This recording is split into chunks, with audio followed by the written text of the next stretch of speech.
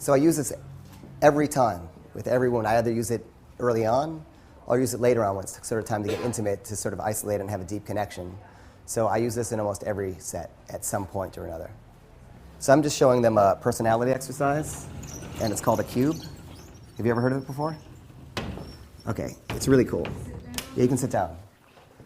So the cube is it's a personality exercise basically, and there's nothing. All you have to do is I'm going to tell you to imagine some things. You just imagine them, and I'll tell you what they mean afterward. Okay. Okay, cool. So just imagine like an empty, all-white room.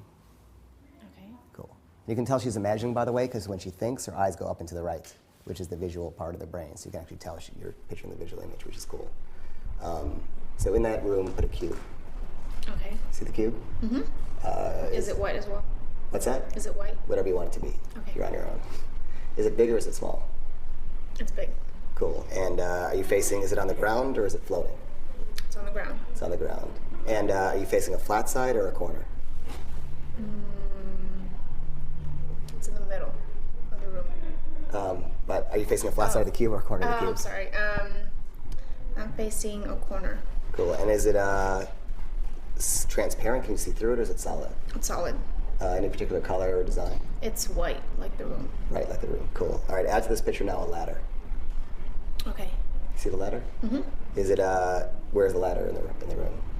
It is on the left-hand side on the wall. So it's against the wall, not against the cube. Mm-hmm. Okay. Against the wall. Is it high or is it low? How tall is it? It's high. Really high. And if you wanted to climb it, easy or hard? Easy. Yeah. Easy. Be careful with ladders. That's all. Okay. Cool. That actually tells me a lot. Okay. What's next? Oh yeah, picture some flowers. Okay. See the flowers? Mm-hmm. You see a few or a lot? A lot. Okay, cool. Where are they? They're on the cube.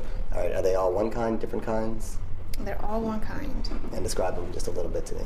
They're yellow. Okay. Long stemmed, like lilies. Okay, yellow long stem lilies. Mm-hmm. And when you see them, what's your first thought? What do they make you feel? They're pretty. Pretty. Okay. Cool. They're different because they're not roses. Awesome. All right, that's cool. All that information actually helps. You see how screwed up you are. So add to this picture now a horse. Okay. See the horse? Mm-hmm. Where is it?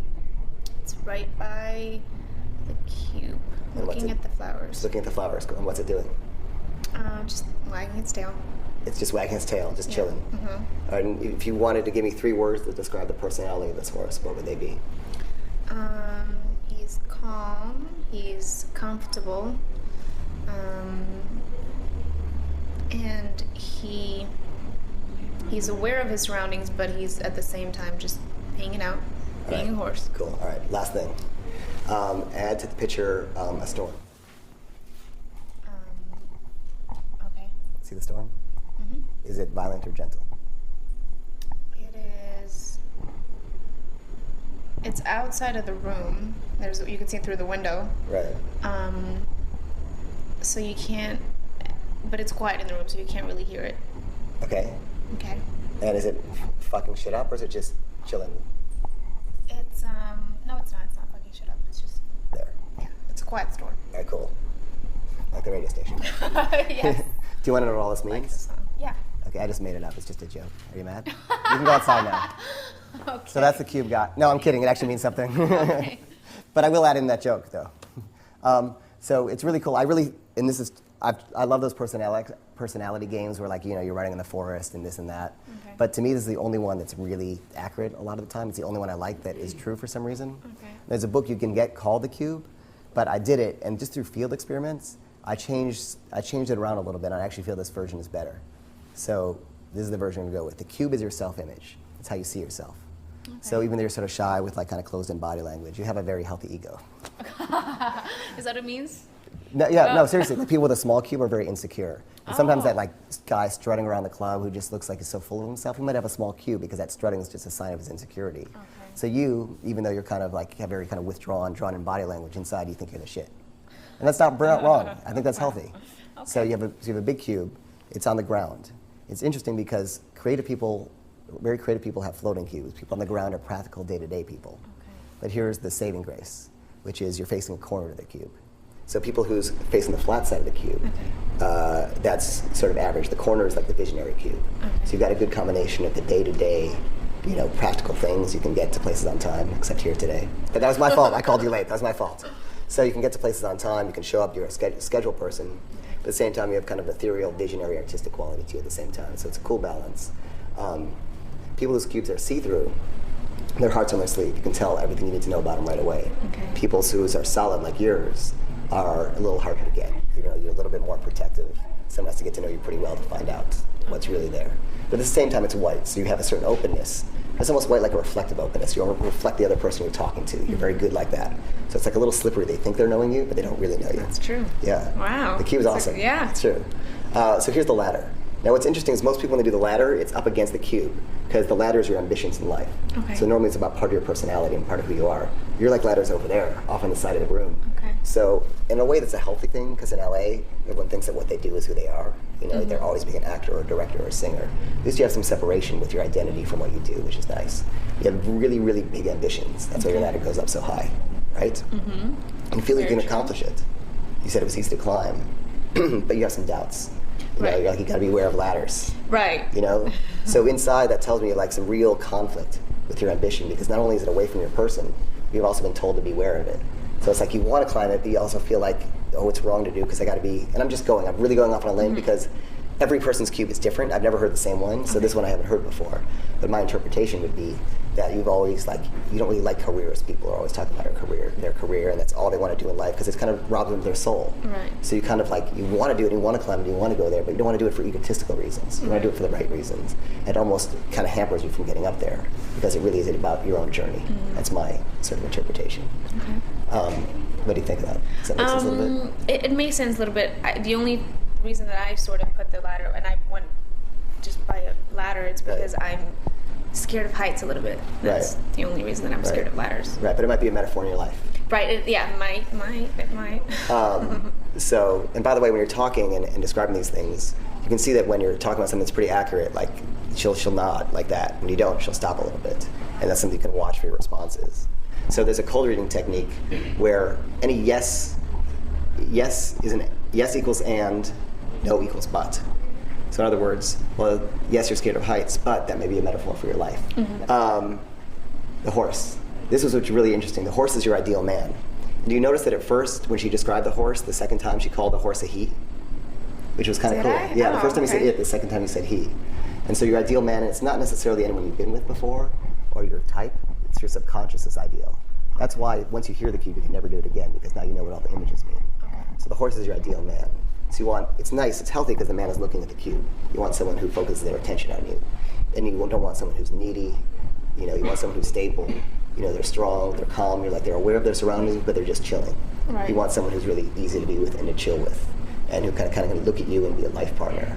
And I don't know the kind of people you dated before, the kind of people you think you want, but what your subconscious ideal is this guy who can just roll, and he can hang, and he is calm, and he's chill and strong. That's cool, isn't it?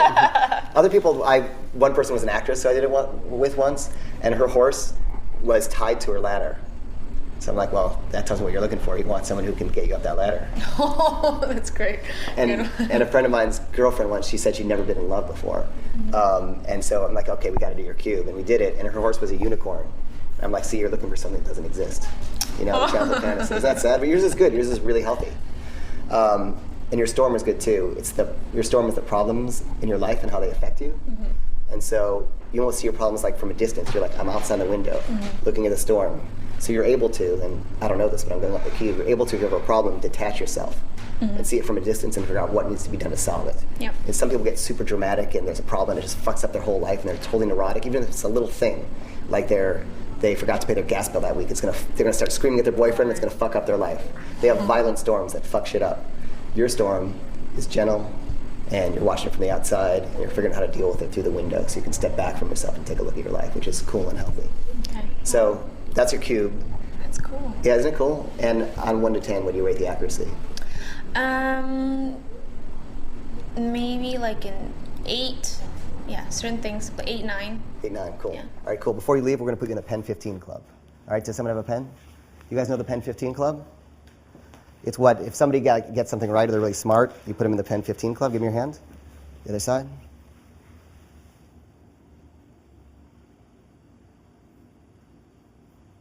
Pen 15 Club. Congratulations. Show them the Pen 15 Club. Can you guys see it? It's just a second grade joke. No, it says penis, guys. That's all. I didn't even get it. I know. It's my handwriting. It's just a dumb joke. I couldn't help it. Everything that was funny in second grade is funny again. You can watch that off later. But thanks. All right. You'll take the pen. Come over here for a sec. Sit down. Okay. You're not going to put the Pen 15 Club? No, I'm going to do something better. You guys know the mouse race story? It's a fun story, a nice, fun little DHV story, the mouse race. Give me your hand. Okay. Like this. There was a story. There were 3 mice, and they were having a race. There was a blind mouse, a dumb mouse, and a deaf mouse. And they were having a race. Just a fun story, cool little story. So here's the blind mouse. Just tell it when to stop. Stop. Okay. The dumb mouse. Stop. The deaf mouse. Stop. Okay. All right. Everything. Here, you can have your pen back now. Thanks.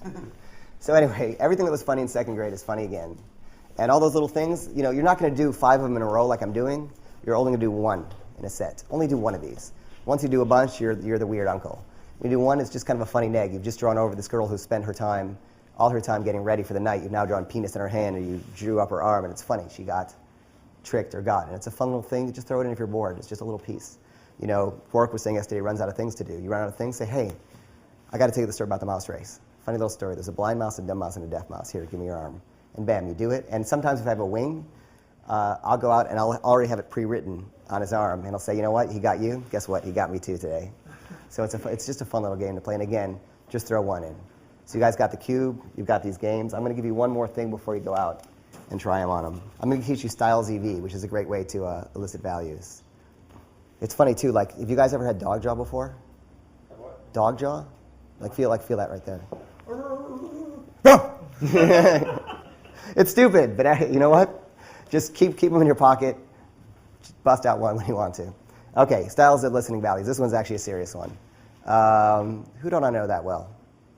You're kind of quiet, wise guy. Come in, or you know what? I'll do it with one of the girls.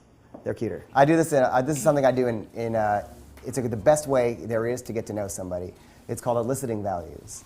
And when I learned about NLP and speech seduction, they always talked about eliciting values, which is talking to somebody and saying, what do you like in a guy?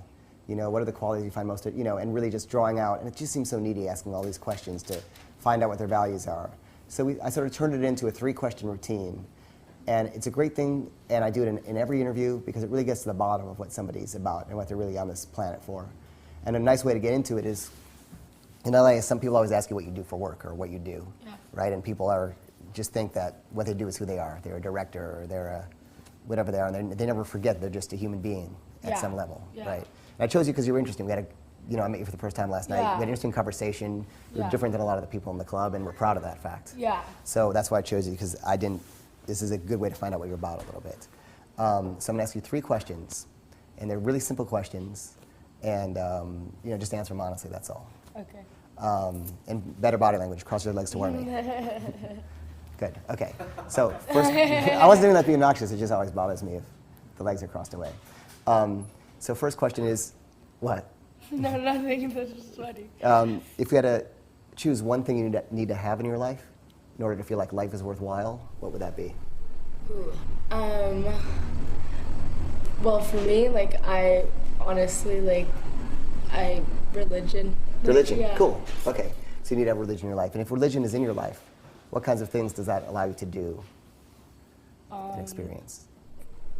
Makes me feel grounded. It allows me to deal with anything that comes my way, I think. It allows you, okay, cool.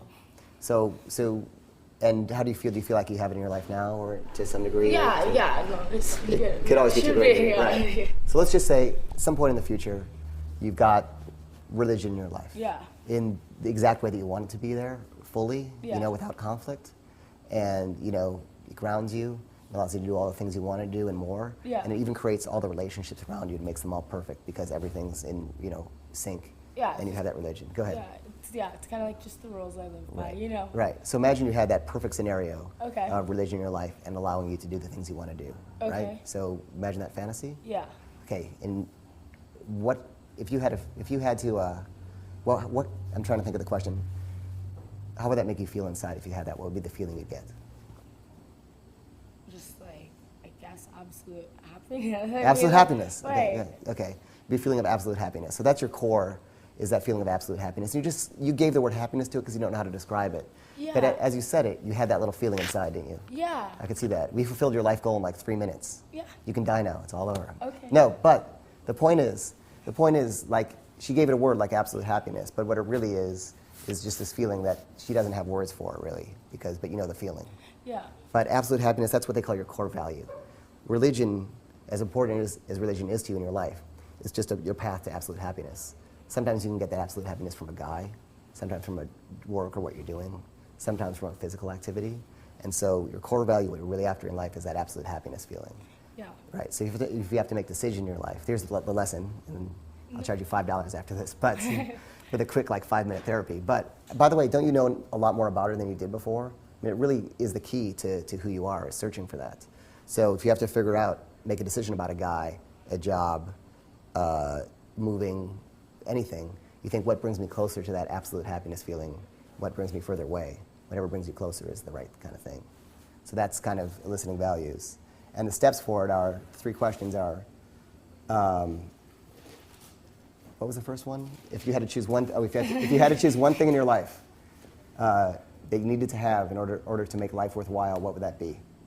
And so X equals, if you had to choose one thing in life that would make life worthwhile, what would it be? Sometimes you might not get someone as smart as Regan. You'll get a very, happy-go-lucky, ADD type of girl.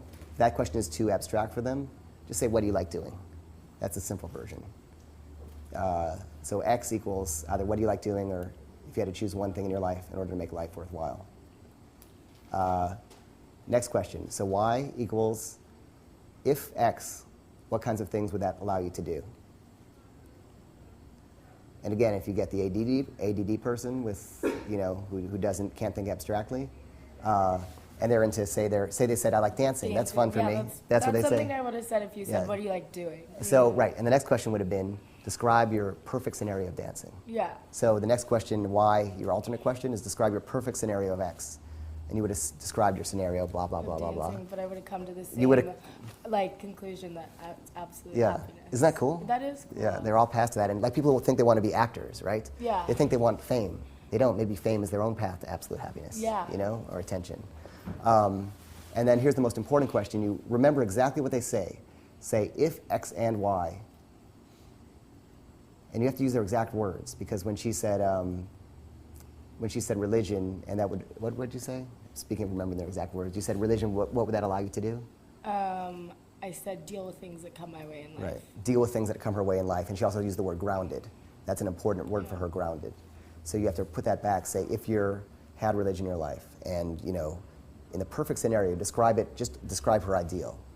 The perfect scenario of religion, the perfect scenario of dancing, you're on the club, you're in Ibiza, the music's going loud, you're on ecstasy, you're sort of out of your head, and you just feel like you melt into the world, and it's like, shamanic, or whatever word she used. How would that make you feel inside? The last question is, how would that make you feel inside? If X and Y, how would that make you feel inside? Sometimes some people, again, are less in touch with their emotions. They'd be like, good. Be like, give me more than good. Good is a feeling that you're describing. And maybe when they go deep into good, they'll say, it would make me feel peaceful. You go, that's it. And maybe they can't get past good. Maybe it's just good. It's just a good feeling. Maybe they're not that insightful about themselves. Say, well, okay, good is fine, but that feeling that's good, that you can't put into words, go with that. That's what we're talking about. That's your core value.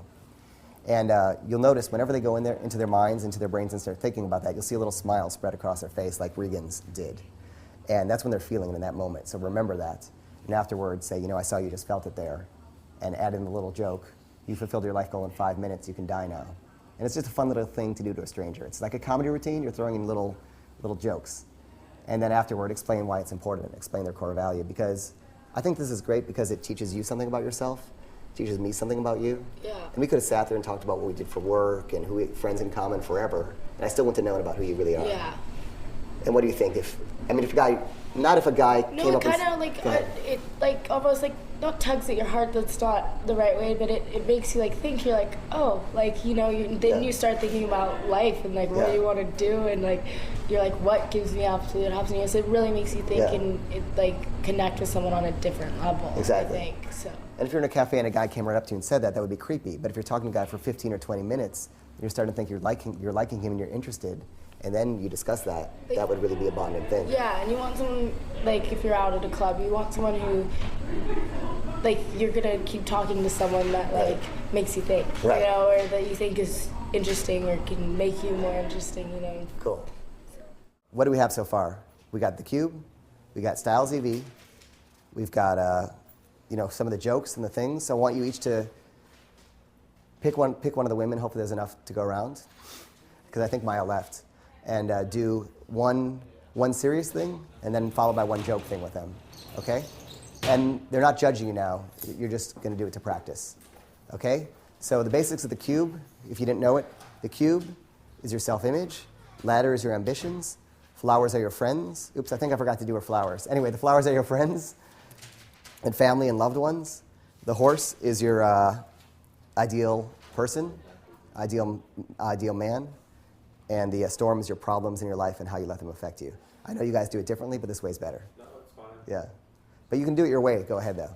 I found this way to be really, really accurate. What we were just talking about is the things that were reversed is the ladder and the flowers that we read. But ladder was friends and flowers were ambitions. But it's different in the book. I just found this to be really right on. But do it the way you're comfortable, you know? what was the fuck, marry, kill thing? Oh, fuck, marry, kill. You can also do this. Well, I don't know if I do this here, because it's a fun little bar game, and you can do this too with them. Fuck, marry, kill is, I love the things when you're in the bar, there are a lot of people around, so you want to play games. Fuck, marry, kill is say, hey, you're sitting around, you're like, we'll play a fun game. It's called Fuck, marry, kill. I'm going to point out 3 people here, and you have to choose one to fuck. You don't actually have to do it in real life, but you have to choose one to fuck, one to marry, one to kill. And it has to be one for each. You can't just kill them all. So you try and choose out like the most disgusting guys in the bar and do it, and then she does it for you. And it's just a fun way to pass 10 minutes, and everyone loves people watching. It's a great way to kind of make fun of other people. And you're really creating what they call an our world conspiracy. It's like us two against the world. And that's where you want her to be, kind of in your little world, in your little reality, taking on everybody else, because you're the only cool people in the bar. You guys, does that make sense to you guys? So, you know, let's take a break with the cameras. We'll let these guys go do some practice. We won't put the heat on them, because everyone out there, you can just grab your sister, your mother, brother, dog, practice this stuff. Cool. So just to break it down a little bit, like I've kind of been teaching them things that, you know, it's not like you don't go out to a bar with these tricks like a crazy magician. You don't even do any of this stuff till like 15 minutes into a conversation, but then it's kind of to amp it up. Because the idea basically is, you know, you have to know how to approach someone in a club, right? That's the first step. If you're out there with your friends, why do you want to talk to a stranger? So there's a bunch of keys to that. But then once they approach you and they talk to you, the next thing you think is, well, how do we get rid of them, right? Of course, yes. Yeah. So that's why I always tell them when they walk in and talk to a group, they say, you know what, I can only stay for a second because I have to rejoin my friends. Then they tell the story. You relax because they're staying, right? Then they're about to leave, but they bust out with something interesting. Maybe the cube if it's really quiet. Maybe they're listening valleys. If they do something interesting, you're going to want them to stick around because you met an interesting person, which is great. Mm-hmm. So I think one of the most interesting things is reading people's body language. And I think did I talk about your eyes when I met you? How your eyes tell different things about you? No. I didn't? Okay. No, just kidding. Just joking. But so my favorite thing to tell on people, and this is like just a life skill in general, is you can tell what kind of thinker someone is by how they move their eyes. And this is true. Yeah, one's different than the other. Yeah, and up and down is different than up and down. So with you, I guess you have glasses, so it's kind of a little more difficult. But if you were to think about, if you could go anywhere you want for a vacation, where would you want to go?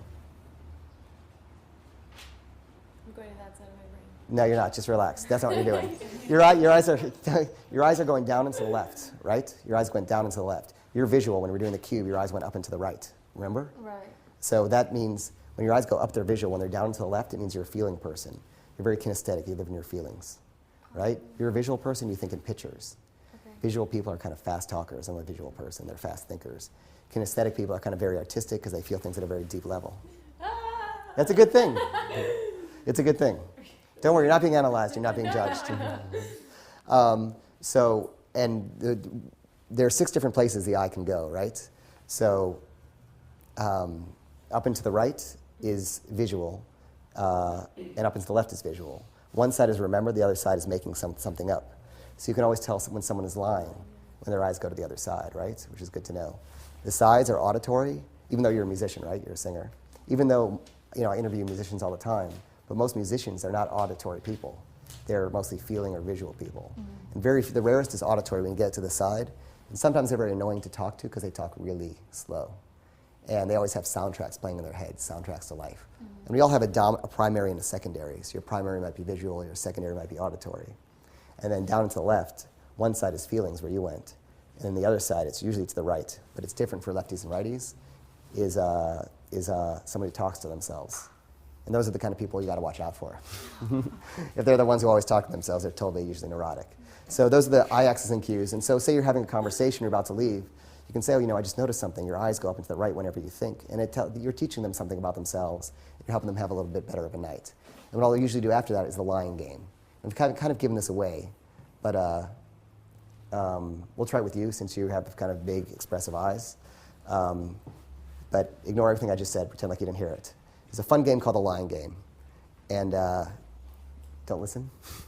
What you do is you look for a variance in her eye movement. So watch her eyes when she's thinking, and one will be a variance, and that's the lie. Okay, you got that? And you'll tell everybody else in the group that. You probably heard that anyway. No. You didn't? Okay. All right, so relax, ignore everything I just said. Do you have a sibling, like a brother or sister? Mm-hmm. You do? So what I want you to do is this. Think about 5 things about a brother or sister, is it? Sister. Think about 5 things about your sister, okay? Mm-hmm. Let me sit over here so I'm more on your level. All right, think about 5 things about your sister, okay? Mm-hmm. And when I say 1, think the first thing. Don't think them in advance. 2, think the second thing. 3, think the third thing. 4, think the fourth. You're following me? No. Okay. Think about 5 things about your sister. Yes. Don't think them in advance. When I cue you, when I say 1, think the first thing. Okay. And I'll cue you for each one. Okay? So don't think them in advance. You ready? And make one of them a lie. 1, think the first thing. One of them, just... Anyone. Okay. Yeah. You got the first thing? Uh-huh. 2, think the second. Uh-huh.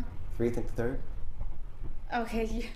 Okay. I know, I know the heat's on you, the camera's on you. I'm trying to see where my eyes are. Yeah, ignore it. Usually you're not going to tell them about eye axis and cues before you do this. Okay. 4, think the fourth thing.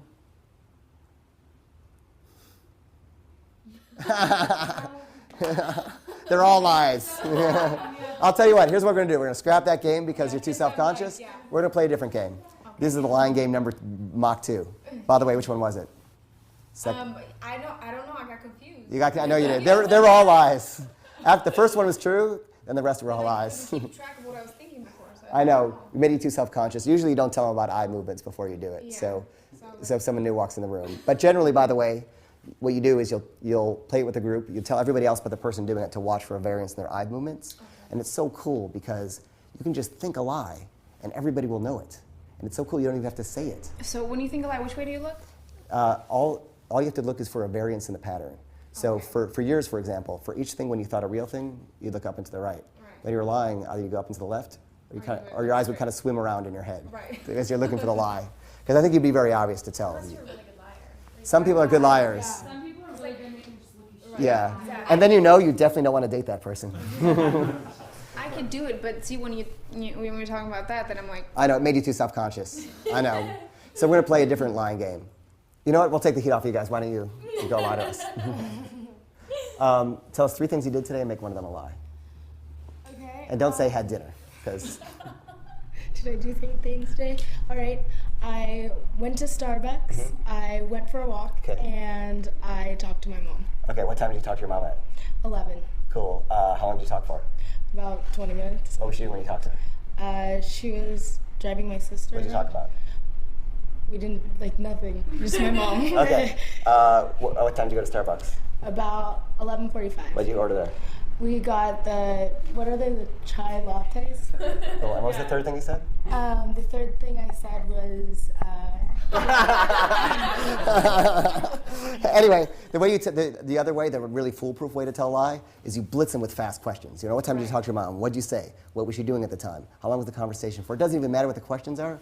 You blitz them with fast questions, and they're going to stumble like she just did, on the third thing. So, and this is a great thing just to know for life. And like when you go to airport through the security, and they say, what do you do for work? What were you doing when you're visiting here? How long were you staying here? They don't care about in customs. What was the third thing that I said? You went on a walk. Yeah.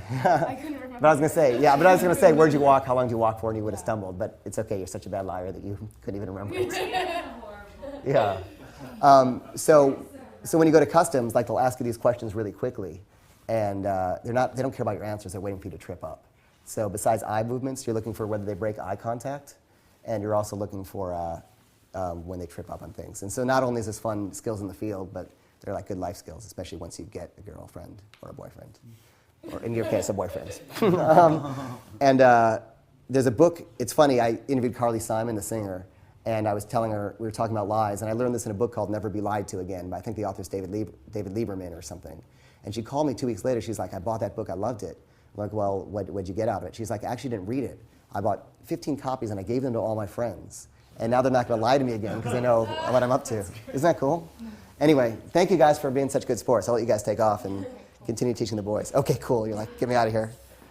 Thank you. That was fun. I didn't expect, actually, to use you guys as guinea pigs so much, but you were such good sports. Thank you. So the point of that last bit is not just about the routines, but it's about controlling the interaction, right? I went to do her X's and Q's, and she was too self-conscious and couldn't do it. So what did I tell you about calibration? She can't do it. Cut the thread, stop after 3, say, okay, we'll try something entirely different. And then we're going to choose you and do it. And then you did it badly, so we're going to play it with you.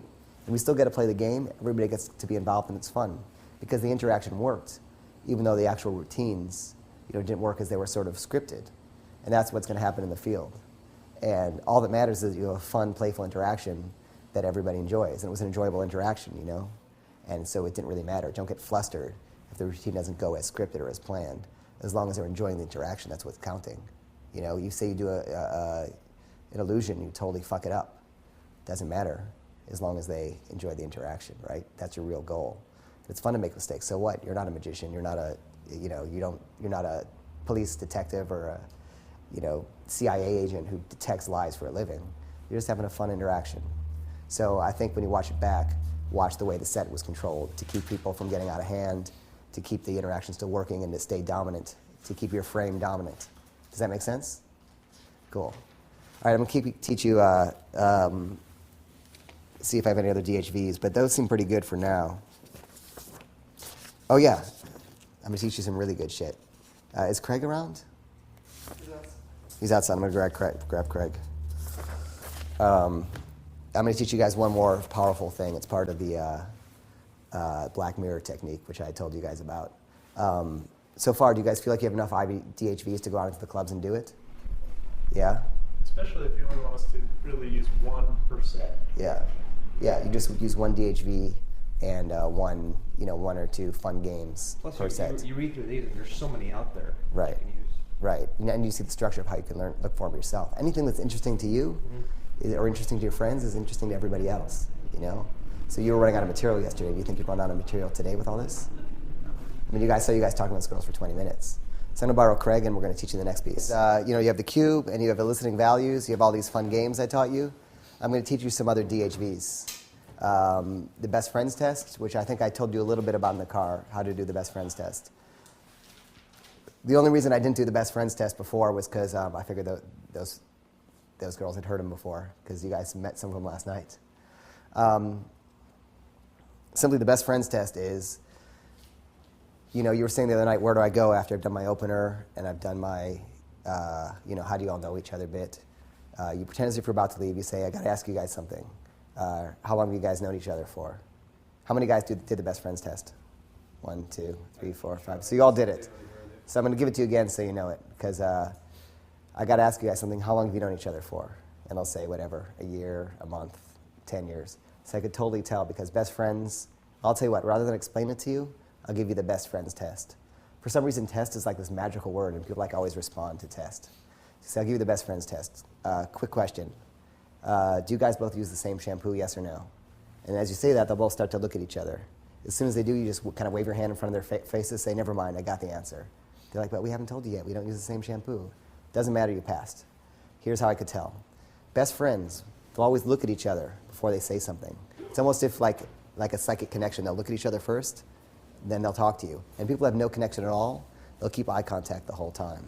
And that's how you can tell. And the other funny thing, another little subtlety, is watch and see if one girl looks at the other girl first.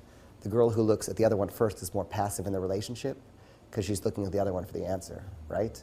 So, and you can point that out. You can say, even though she's more quiet, you looked at her first for the answer, so she's more dominant in the relationship.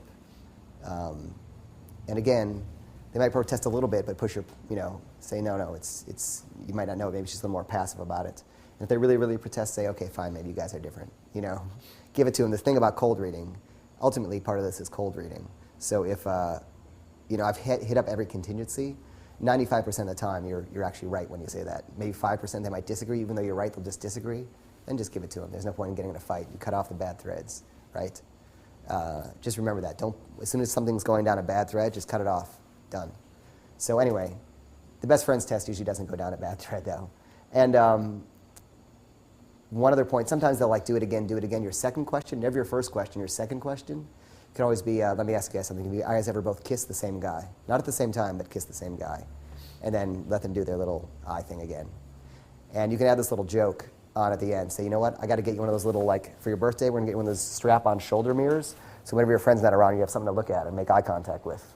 So that's your little sort of pebble joke at the end.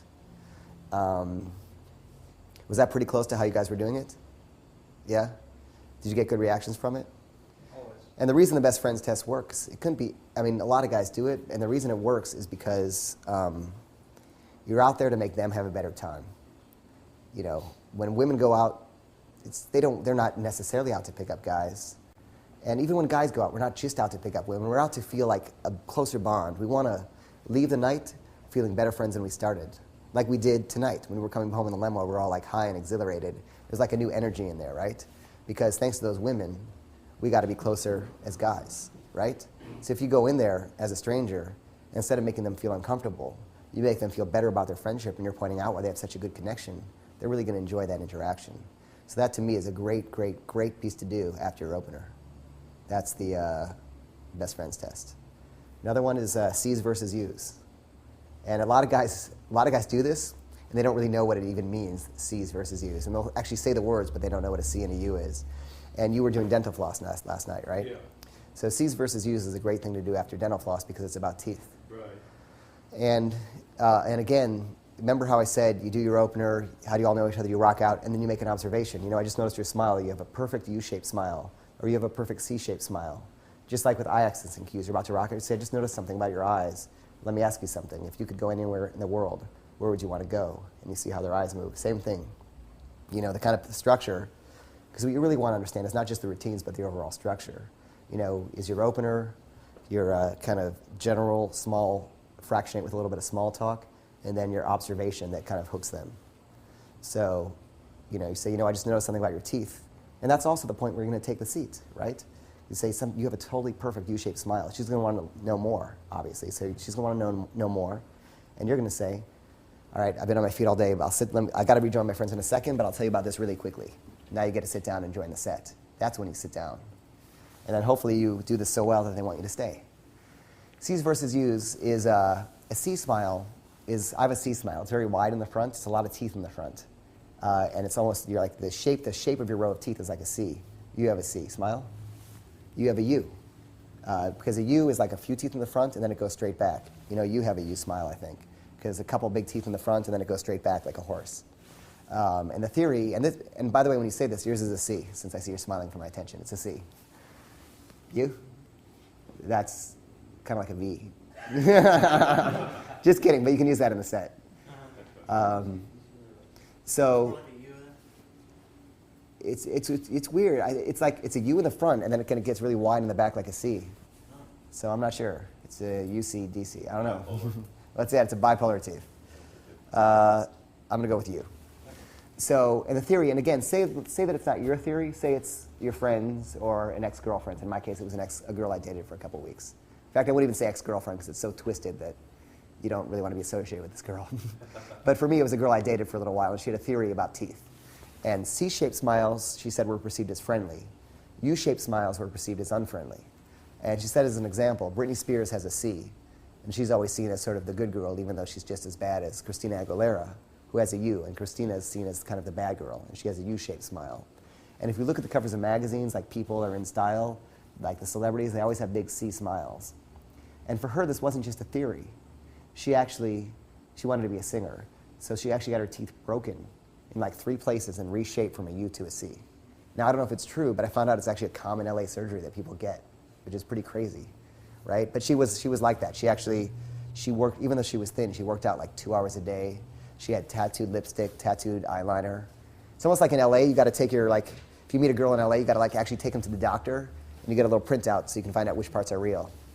But she was one of those, and she didn't even look that plastic. She looked regular. And one day I was with her, and I noticed she had like two little holes right there, like 2 like kind of black marks. And I asked her if she had liposuction, and she had. And she was an exotic dancer for a little while. And she actually got the fat. I probably shouldn't say this, but she got the fat injected into her labia, so she'd always look aroused. All right, nice meeting you guys. Bye-bye. And I'll always do that after. If you're going to go that far, calibrate. You know, if they seem comfortable and they're enjoying your interaction, you're not coming off as creepy or a horny guy, and it's kind of fun. If you can get away with saying that, add that little piece, and then just go, bye-bye, and walk away for a second. Because you have gone too far once you said that. But if you recognize you've gone too far, then you haven't gone too far. That's calibration, right? So that's the C's versus U's routine, as well as the kind of optional add-ons. And it really is like a comic. You know, you come up with your little piece, C's versus U's. Then you add all these little pieces about taking a girlfriend to the doctor to find out what parts are real and all that. And obviously the relationship didn't last long, and this is true. As soon as she asked me, like within like the second week, what I made for a living, what my salary was, and was insistent about it, I was like, forget it. It's not the kind of person I want to date. But that's kind of her story. You'll actually, I think, when you get my archive, I think that there's probably a field report about my whole experiences with her. She was really interesting. And a lot of my routines are based on things that happened to me in the field or with women, or things that they say, or things I learned from them. Like when these girls were over, and we were playing the fun kiddie games with them about the mouse race. Always ask them, hey, do you know any good ones? Because not only is it good for them to contribute and prove themselves to you, then you get to learn it and keep it in the field. Like that wing, wing, wing trick with the dollar bill. That's something I learned from a girl who showed it to me after I showed her something. Half the stuff I just did, I learned from women who did it to me. So, you know, your best routines might not come from other so-called puas, but they'll also come from being in the field and learning them from women.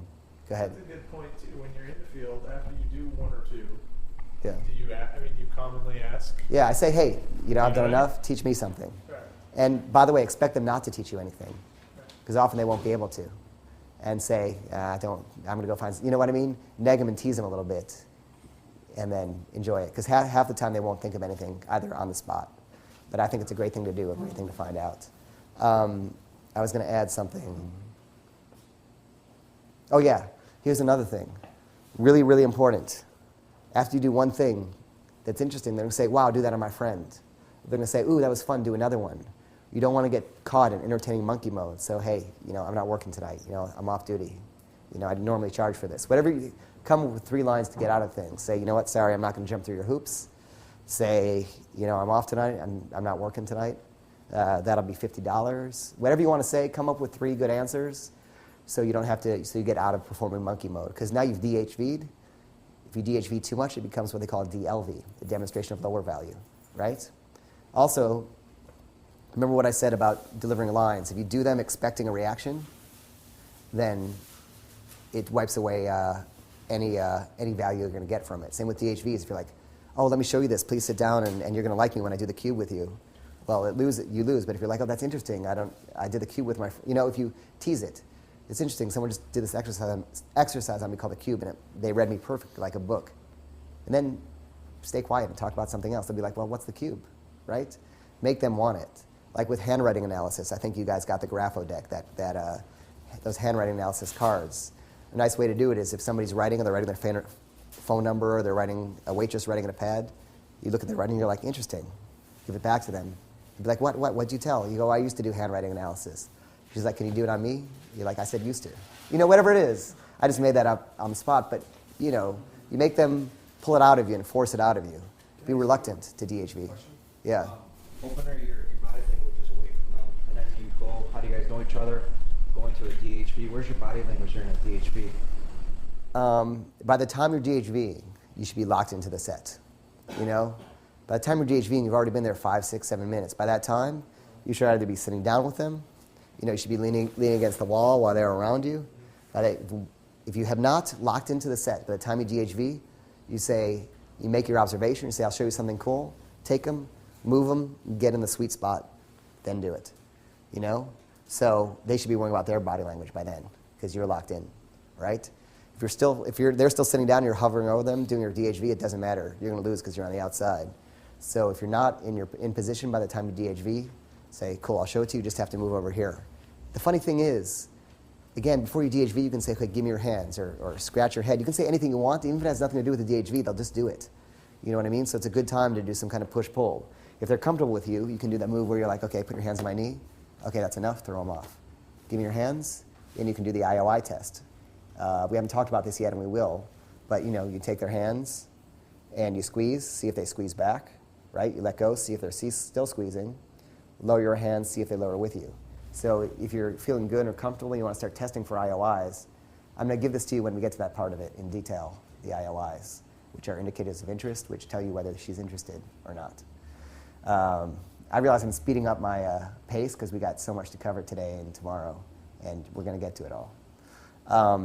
So it's a good time when you're jockeying into position with a DHV to do the IOI test, to lock in, to get them and do with them whatever you need to do to be in the throne. Make sense? Cool. Oh, another fun little one is name memorizing, which is, and you can do this again really quickly when they do the names. You say, this is a great trick to know anyway. I'm bad with names. And a great way to always remember names is you make a picture in your head. So for example, what's your name? AJ. Okay, his name's AJ, right? So did you guys remember his name was AJ? Who remembered that? Okay, couple, you guys didn't. Here's how you can remember AJ. You got to make a picture in your head. So when I think of AJ, I think of like AJ of the Backstreet Boys. Do you guys have an image of that? Do you guys know what that? So imagine him as AJ with the Backstreet Boys. He's just to solidify the image. Picture an A and a J on his shirt, and he's on stage dancing with the Backstreet Boys. He's got an A and a J on his shirt. What's your middle name? Joseph.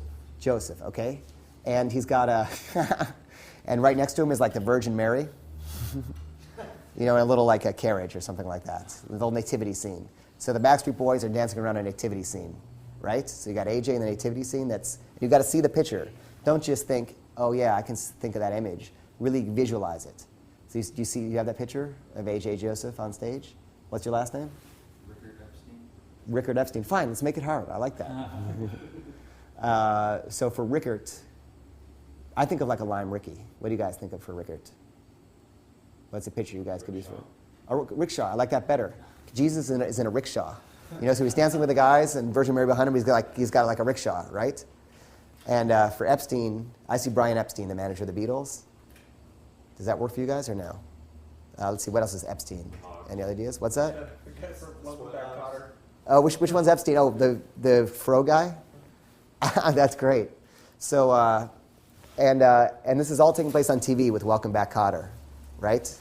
So you're seeing him, and you got a hard name, but I think we're going to know from now on. We got the AJ, we got the Joseph, we got Rickard because you got the rickshaw, and then we got the sweat hogs behind you, and the curly head guy is just like, doing a little dance behind you, the Epstein, okay? And as surreal as that is, we're going to remember your name for the rest of our lives, right? And that's what you actually do. I'll teach you how to memorize names. I can memorize your name because, your name is Rourke, so I imagine it's Mickey Rourke, and you're Indiana. So you were wearing like a striped shirt when I met you, and it felt like very Indiana to me or whatever. And you were, I had cues. I remembered all of your names once I figured out who you were by making kind of visual cues and pictures in my head. You were Outback, so I just pictured you, in the Outback with a Crocodile Dundee outfit or something like that. You're a wise guy, so I made pictures for each of you guys in my head so I remember them. And that's a little DHV in a set, and it's interactive. You help them remember their name, and then at first I would do it, make them remember my name. Then I realized that it seemed like a routine I did all the time to make people memorize my name. So I realized I had to do my wing, or a random person. And when you're doing it to your wing, it doesn't seem so much like it's a gimmick to get them to remember your name. You're teaching them something fun. So I'd grab my wing, a random person, say, hey, we're going to memorize their name. And for the rest of our lives, we're going to know A.J. Joseph Rickert Epstein. And if you just said that name, I would have forgotten it by now. And so it's called mnemonics, because when we're babies, when we're children, we don't have language. We see the world in pictures, and we remember much better in pictures. That's a really powerful thing. And in fact, if you look up mnemonics online, you can learn some great routines. There's one called the PEG system that Mystery has that I'm not going to teach you guys because I think he teaches it often. It's called the PEG system. And it's a more time-consuming one, but it's a way to teach someone to have a photographic memory. I love mnemonics, and I think they're great for DHVs. This one I'd use in a club or when you're talking, when you're meeting people. The PEG system, maybe I'd use it on a coffee date or if I'm sitting down with them somewhere quiet. And it's a fun way to kill 15 minutes. And I'll tell you what it is, and you guys can look it up. It's a way to take a list of 10 objects. You have her list them, and you memorize all 10. And then you teach her how to memorize all 10. First you prove yourself, then you teach it to her. And later on you can call her and say, and each number is associated with an object. So it's like number 5 is, say, a tennis ball. You can just call her and say, what's number 5 the next day, and she'll remember it's a tennis ball. So just look up the PEG system online. It's very cool. If Mystery comes by tomorrow, maybe I'll have him teach it to you guys. If not, just look up mnemonics and PEG system. I also like learning up mnemonics with numbers. Basically, I'm going to just pour everything out and give you guys all the tools to figure out this stuff. You only need a couple DHVs, but choose the ones you love. I learned it with numbers, too, because I was bad with numbers. There's a system whereby, say you take a string of numbers, and you turn each number into a letter, into a consonant, and then you turn those consonants into a word. So when I was learning this, I would go out and have a girl write down like a 20-digit string of numbers. I'd look at it for a second, memorize it, and just know it. And for me, I didn't even care about picking her up. I was just using her as practice to learn number mnemonics. It's good for telephone numbers and stuff, too. You can say, just tell me your telephone number, I'll remember it. And you can actually remember it. It's really cool. So it's a fun thing to know. I think there's a book called Master Memory or Improving Your Memory. It's got a black cover in red type. It tells you all about this stuff. Yeah, exactly.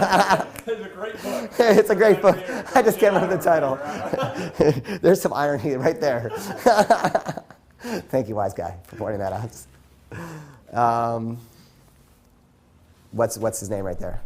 A.J. Joseph Rickert Epstein. Cool. Did you do it with the picture? Yeah, cool. Awesome. Isn't that cool? Tomorrow you'll know it. You won't even see him tomorrow and you'll still know it. Mnemonics are the only way I got through school. Are they really? Yeah. See, I wish I knew that in school. The thing I'm most pissed about learning mnemonics is not because I could use them to meet women. I could have used them to pass all my tests. And then it's a cool thing to teach people, especially students, So that's another DHV. And I know I'm overloading you guys with them, but take the ones you love. And when you figure out some new ones, email me with them so I can learn them also. So we're gonna try an experiment which is really weird, which is Craig. I don't know if you met a lot. Craig's my assistant, and he's pretty cool as far as I was sitting with him the other day. He guessed my birthday, which is okay. I'm like, he knows my name. He can just look up my birthday date online. But then he guessed my parents' anniversary, which freaked me out. So I don't know. Maybe he knows me, but I know he hasn't met you guys before. So can we try a quick experiment and see if he gets it right?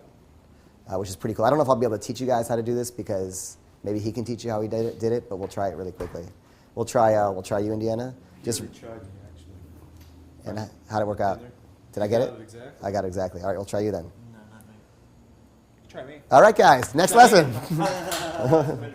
Yeah, go ahead. What do you want? What kind of date you want? Just do your parents' anniversary. Parents' anniversary. Yeah. God, I don't know if they were ever married. Hold on. Awesome. So just take it. All right, come up here.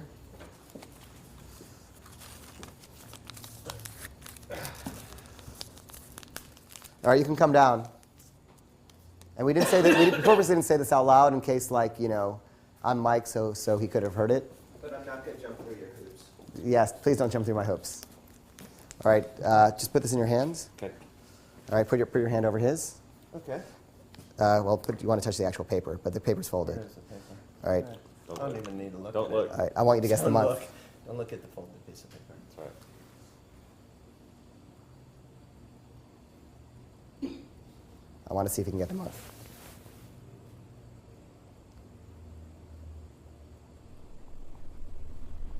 I'm going to say... I want to say November, but I'm going to say January. Okay, that's right. Is that I was right? about to call you out on it. Wait, was that That's right? January's right. That's right. Yes. And now, I want you to guess the day quickly. Really? Hurry. I'm going to say He can't do it. 17th. Is that it? Yep, that's Is that it? Yeah. And, Let's and see. never hold a guy's hand in the bar ever. Obviously, you're going to do that with a woman. There it is. There it is. January 17th. By the way, even though I'm his wing and I saw it, do you notice how I say, let's see, show it to me? And I pretend as if I'm surprised, as if I haven't seen it? Here's the trick. There's a very simple coding system that you set up for numbers with your wing, where, for fun, let's say,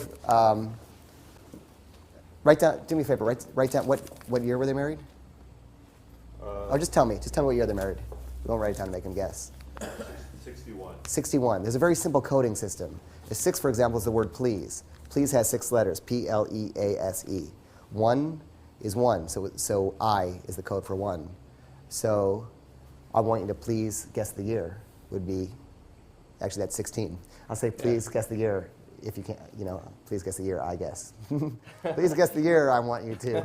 Yeah, hold on. There's a lot of Yoda speak involved. Or you say, please guess the year, I think you can do it. Whatever it is. Please guess the year would be. Yeah, so anyway, each number is attached to a regular, ordinary conversation word. And it starts the sentence? It doesn't matter where it is, it's just the only one that's in the sentence. So 4 is will. Will has 4 letters. I'll give you the code, and here's how you do it. So your wing walks in and says he did this, you write it down. Your wing, of course, takes a look at the paper and then folds it, but he doesn't show him you're looking. So it's almost on the paper. And it's a nice way for Kino. You don't have to, if she's comfortable, you can hold her hand. If not, you can just kind of look her in the eye.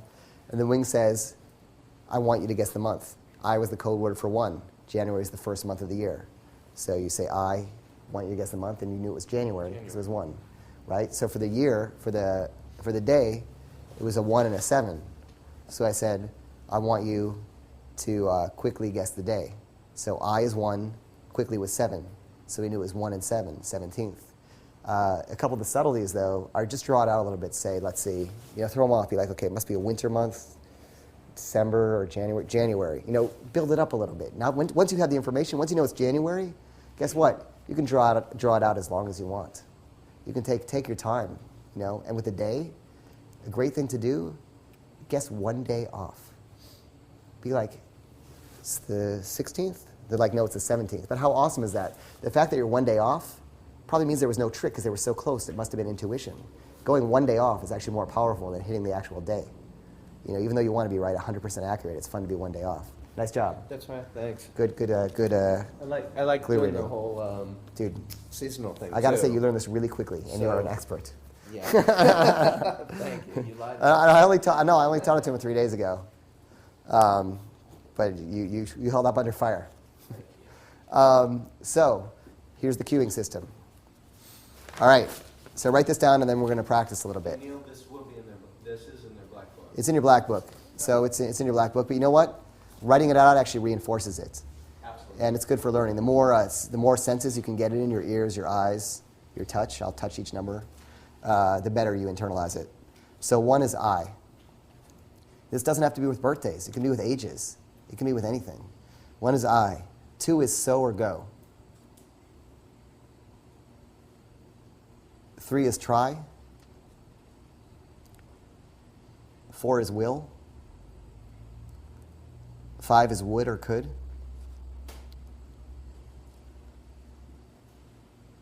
6 is please. 7 is quickly or perhaps.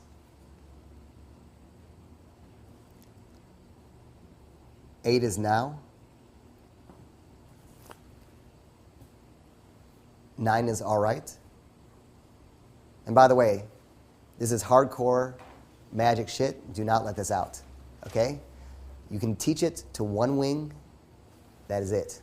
You know what I mean? This is stuff like real, powerful mentalist magicians use. And I'm letting out something hardcore. This is a kind of a variation of that system that we kind of developed ourselves, but this should not be out. Do not share this. Do never tell the woman how you did it, ever. Even if she becomes your girlfriend. It'll only ruin it for her anyway. Teach it to one wing, a trusted wing who's smart, and do it. I'll tell you what, Most people you teach it to, if you just teach it for fun, they're going to forget it. They'll just know how it's done and they'll never work at it. This is a technique that takes work. Teach it to one trusted wing, and that is all. You know, because this, you don't want to, a lot of the greatest magical illusions are based on very simple principles, such as this one. So do not let this get out. It's very, very powerful. Once you learn how to use this right, you can cue and communicate anything to your friend. So teach it to one wing who's smart. What's zero? That's, by the way, that's called leaving an open loop. An open loop is you start one conversational thread, and before it's finished, you continue another. And everyone hangs on your every word because they're waiting for you to close the other loops. And when you keep a bunch of conversational loops open, like I'm doing right now, it makes it seem like you have a lot to talk to. So the general principle, too, also remember in conversations with a woman, that the more stories you sort of cut off and leave unfinished, the more closer you feel because it seems like you have a lot to talk about. What was your question? Zero is, 0 as well as 10 is okay. It's supposed for 0 and 10 because you're never going to use both a 0 and a 10 in the same sentence.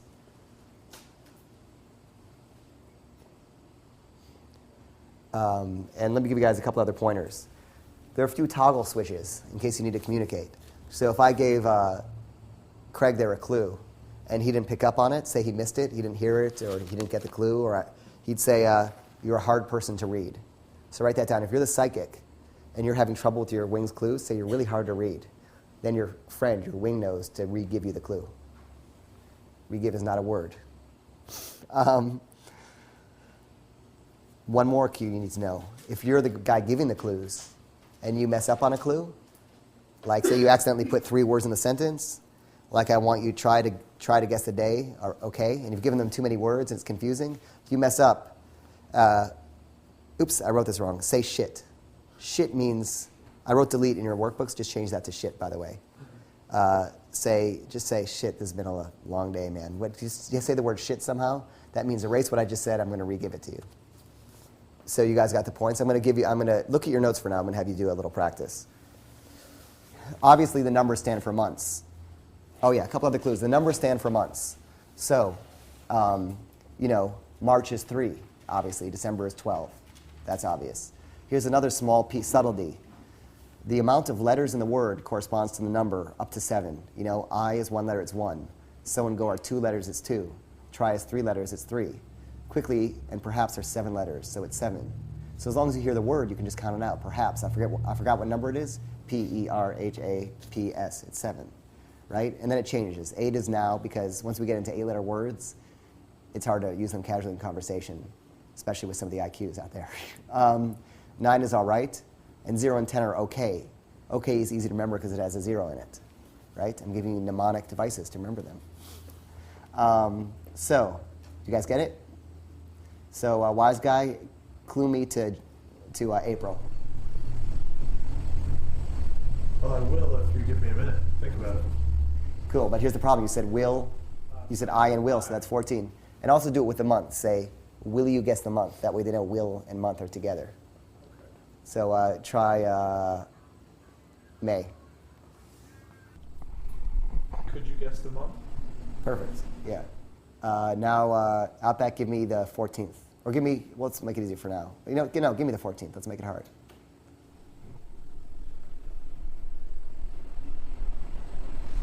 I'll ask you the day now. Cool. Only one problem. You added now at the end. Be careful not to use the other words. But that was great. I will ask you the day. Great. All right. Rourke, give me December. I really want you to go. But don't forget, give the clue in there. You want to say the month. I really want you to go guess the date. Okay. I want you to go guess the date. I want you to go guess the month. I'm sorry. So let them know what you're cueing, because you might be having other conversations. Give them the month and day in that clue.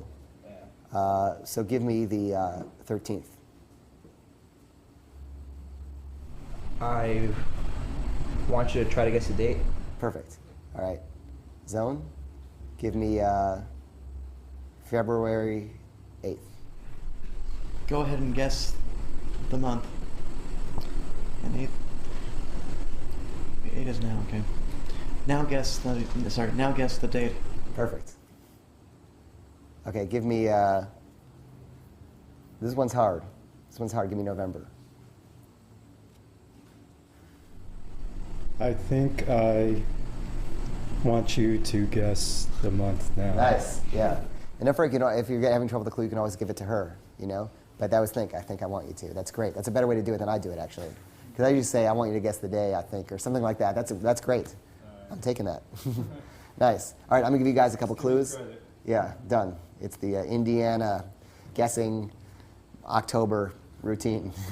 All right, I'm going to give you guys a couple, and then we'll move on. And then you guys can practice in your own terms. This might not be ready tonight. You might have to practice for a while to memorize the 10, but maybe it'll be ready. Go ahead and test. If you fail, who cares, right? And you can cue all kinds of things in here. And I'm going to teach you something afterward, give you the clues of something afterward that if you combine it with this, it's extra powerful. So now I'm going to give you a clue and see if you can guess it. You'll be the psychic, okay? Wise guy, I want you to guess the month. 1. Okay. Try for the day, I guess. 31st. All right.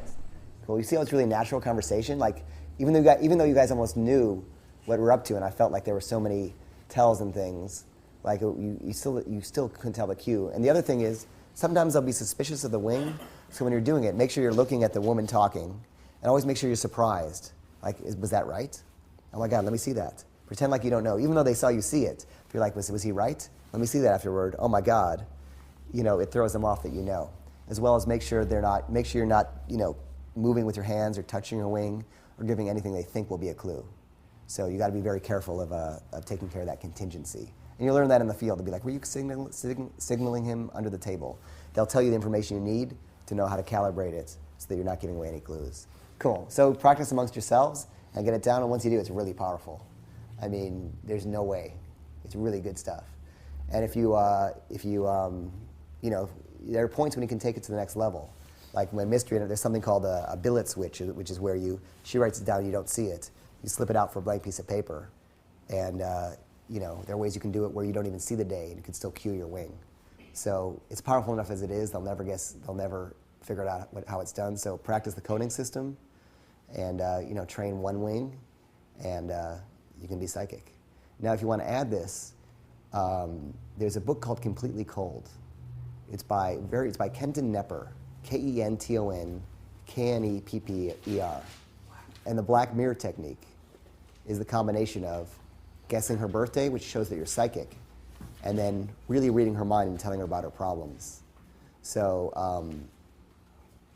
the idea of this technique, and I'm not going to give it all away, so I don't want, because I want, he's got a book in print, and it's a very small 8-page book, and I don't want to take any customers away from that. But he has some great wisdom. It's a simple cold reading idea. It's that all problems are broken up into 3 categories: health, wealth, and relationships. Each has an inner and an outer component. So name any problem in your life, and it's going to have to do with health or wealth or relationships, inner or outer. So after you've demonstrated your psychic power, you can say, you know what, I normally don't do this, I normally charge for this, but I just have a feeling, and then let's talk about something dumb like the weather. But I just have a feeling that you're having a problem right now in your life with relationships, right? And remember what I said before. She's either going to say yes, no, or maybe. Maybe is a yes is an and, no is a but. I know you didn't follow that. So in other words, she says, I'm having a problem in my life with relationships. She'll say, yeah, that's true. You say yes. And I can tell these relationships, are affecting your health and your mental health in other ways. If you string these all together, you can come up with powerful things without even knowing what she's talking about and really read her mind on a deep, deep level in a way that she doesn't know. Unless she says, no, I'm not having relationships. You say, but your relationships are being affected by the wealth issues in your life, whether you know it or not, right? You string them together. If she says no to health, wealth, or relationships, you string it together. You say, but these are being affected by the wealth problems in your life, right? And there's an external wealth, and you play off those. So as long as you know these variables, health, wealth, and relationships, each is inner and outer. There's your relationship with yourself and your relationship with others. There's your external material wealth, Then there's your wealth of personality and will and what you have inside, your inner riches. There's health, your physical health, as well as your mental health and your mental well-being. And these, just think of any problem in your life, and they're all in these categories. And that's only 3 words. And guess what? If you're wrong about one word, they all affect each other anyway. You know, and the part of mastery of your own life is really to have your health, wealth, and relationships working in the order of health is most important, then wealth, then relationships, right? So it's just good life advice anyway. Think about your life. If you're firing on health, if you're firing on wealth, if you have good relationships, then you've got a good life. If one thing is out of place, you're pretty miserable. So it's really great technique for really powerful cold reading that will go right inside our mind without knowing what to talk about. And it'll teach you there about other qualifier words, always using, never say positives, that this could be a problem that sometimes affects your life. If you're using kind of those vague words that are always going to get her, and use words like awareness, you may become aware that your wealth problems are affecting the relationships in your life. And, you know, and then if you get a book like Tradecraft and you combine that with that, Tradecraft and Completely Cold will tell you everything you need to know about cold reading. And it's a really powerful way to create a deep connection with someone and get really far into their minds. So with the Black Mirror technique, once you demonstrate your psychic abilities with the birthday guessing, and then you penetrate deep into her mind with the cold reading technique, like, you're all powerful, you know? She has just met probably the most miraculous guy she's ever seen in her life. I mean, you can read her mind, you can answer her innermost thoughts, and then you just got to stop it. You've proven it. Don't go psychic anymore. Don't help her with her friends. Don't do these things anymore. In fact, now it's time to start playing the game before you get caught in the psychic routine. But this is one of the most powerful DHVs there is out there, you know, because you're hitting her not just on the demonstrating value level, but you're going to the next step, which is creating an emotional connection by talking about these problems. That makes sense? And you can start practicing on people. Just do it for fun. And it's especially good with the health, wealth, and relationships thing if you can sort of bring it to a conclusion. So you know the steps you need to take in order of this. You can fix the wealth problems, and you know the steps inside that you need to take those. Just assume those and use very general words. Kenton Nepper, I might be pronouncing his name wrong, but he's studied NLP, and he does a lot of magic that's based on NLP, which is interesting stuff. Whereas Ross Jeffries is the NLP of seduction, this guy's like the NLP of magic. It's a really cool book. It's almost, when I first got it, it seemed like a ripoff. It was like 8 pages. But that whole, first it gave me the idea of health, wealth, and relationships, which is a great life tool. Then it gave me that way to get inside anybody's mind. And that's the Black Mirror technique, because you're reading into their soul. It's really cool shit. So you guys should definitely be out there practicing it tonight. And for DHVs, I think that's a shitload of DHVs. Let's go over what we got. What's the name of DHV? Q. DHV. EB. Cool. DHV. CNUs. Guessing dates. I guess, can we use the same? Use a different one. Oh. I know you're last, so it's hard on you, and you're checking your notes, but that's all right. Best friends test? Best friends test, yeah. There's name memorizing. So, and then there are all the funny little sort of like, I wouldn't say that, the mouse race is a DHV, but it's a fun little thing to throw in there as a playful game. I kind of divide them into DHVs and these kind of playful games, and it's nice to back and back to back. You do something really deep, then you say, there's a great parable an old man once told me about 3 mice that were having a race. And it really will tell you a lot about your life. Build it way up, because if you just jump out with mouse race, it's silly, but when you've done this heavy, powerful thing, and you've reached this amazingly intimate moment, then you draw over her arm, just breaks the tension, you're back to normal. And that's almost a DHV push-pull, right? So, it's all how you stack them. So I'm going to give you a few other pieces before we go out tonight. Did anyone try breaking the pencil with $1, by the way? Cool. Okay, it's funny. I remember I did it with one woman, and we started dating after a while, and she brought me as a present, she bought me a pack of pencils, and like a stack of dollar bills as a present. I thought it was really sweet, so I could practice it. But it's really a cool, fun thing to do. It's just fun with your guy friends, too. All right, let's talk about closing. So I felt like you guys did so good last night that with a few good closing techniques, you could have been getting phone numbers. You could have been getting makeouts. So I'm going to give you those techniques that you need to do that. All right.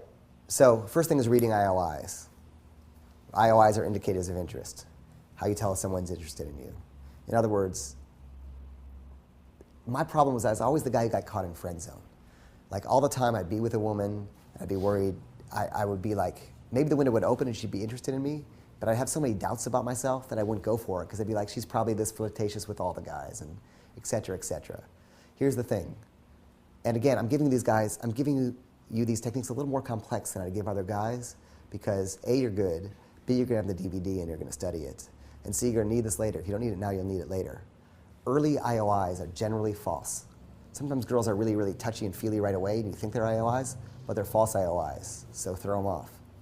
But be prepared enough to calibrate if maybe she just is up for it versus her just giving you false IOIs, like giving sex talk early and touching you a lot. Those are just ways to manipulate guys. So you got to throw away the false IOIs and then wait for the real ones. So here are the real ones. Among them are, every guy uses this routine in some way. Mystery first made it up. The RSD guys call it the trust test. But stand up, Rourke. You can put your book down. I'll need your hands. The trust test is just, I said it earlier, but it's just give me your hands, right? You squeeze, a little sweaty.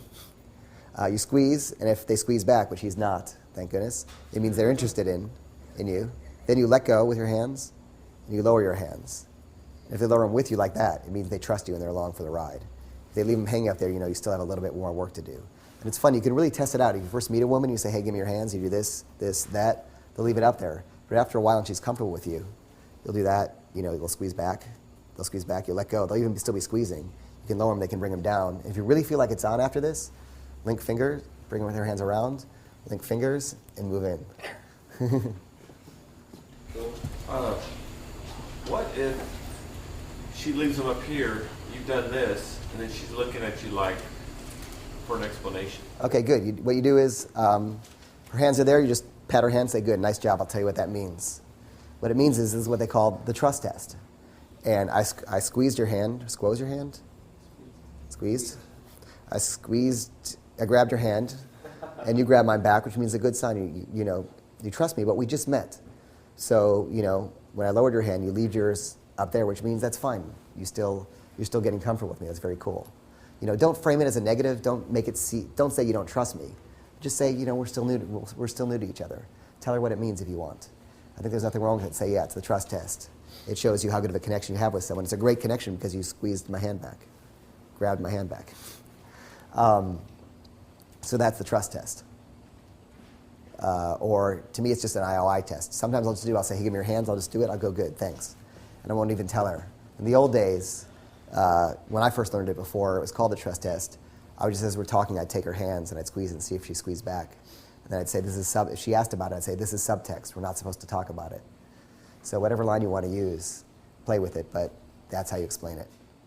And that's the most kind of overt IOI test.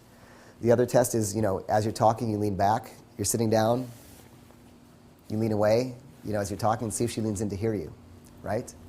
Another one is you stop talking, see if she says so, and tries to continue the conversation. Another one is, say she's talking about how much she likes Green Day, who I happen to like, by the way, but say she likes Green Day. Say, you know what, I'm not that into Green Day, I'm more of a hip-hop person. See if she says, yeah, I also like hip-hop too. Have an opinion that differs with hers, and see if she changes her opinion to agree with your opinion. And my favorite IOI is when they laugh at your jokes that aren't funny. I love that one. When I make a joke and nobody laughs, but the one girl right there laughs, I'm like, all right. Because she's just on your trip and wants to like everything you say. Another one is if you take her hand and lead her through the club, just squeeze her hand for a second, see if she squeezes your hand back. Then let go and leave your hand flat. See if she's still squeezing your hand. Really good one. So the general rule that kind of Mystery taught me at the first workshop is 3 IOIs and it's on. He said he's like a computer. He counts 1, 2, 3, and then he just moves in and goes. Here's the cool thing. After a while of looking for IOIs, I don't look for them anymore. I just know when it's on. And how do I know? As soon as I start thinking, should I be kissing her or not? In my head, as soon as I start thinking, should I be kissing her or not? I should be kissing her. And so once you're good enough, you'll think like that. Another thing I do is I'll stop talking and I'll keep eye contact. If she holds it for 3 seconds, it's on. Sometimes they just, at the point, again, it's when you do it. Right away, if you start talking and you stop and she keeps your eye contact, that just could be happening. But when you're starting to feel that it's on, you stop talking and keep eye contact. And she holds it while you're not talking. That's a huge IOI. And so now I just really go off intuition. I know when it's ready. I just feel that energy. Do you guys ever do that? Like you're with a woman, you feel like it's on, you feel that tingle of energy between you. You know it's time to kiss her. It is time to kiss her when you feel that. Here's something funny I can never explain. I shouldn't even say it, but sometimes when I go on, I'm just calling them dates for convenience, but I don't really go on dates. We hang out or go on what they call second meetings. But I'm out with a woman who I've just met. I'll actually excuse myself in the middle of it, say I just did the cube or something. I'll say I have to go to the bathroom. I'll go to the bathroom and I'll just stop. I'll get out of the moment. I'll take a deep breath and I'll just ask myself, is this going well or not? And like your body will give you an answer, like your instinct, your intuition, which I really learned to believe in after learning this. I learned to believe to trust my intuition, not my head, because your head will fuck you up. It's got so much bad programming from family and friends and society. But your feelings and intuition will always tell you right. I'll just say, is this going well? And my body will say, it's awesome. Or say, it's weak. If you just stop, get out of the moment, listen to your body, it'll tell you whether it's going well or not. And it's always been right. And it's hard to explain that in any kind of scientific way, but trust your intuitions on these things, because the longer you do this, the better your instinct and intuition will get, right? So once you have the IOIs, what do, right? So we're going to start with number closing, and then we'll get to kiss closing and more. Number closing. This is I'm not going to say it's the only way to number close. There are a million ways to number close. This way is pretty much foolproof if she's interested in you, if you've done everything else right, which is, and we'll break it down in the right manner rather than give you the short, simple version, which is seed the conversation with a plan. Remember when I talked about Las Vegas, and part of being adaptable is knowing what's going on in your city, knowing what's happening. Part of strength is knowing where to go. Get to know your local weekly.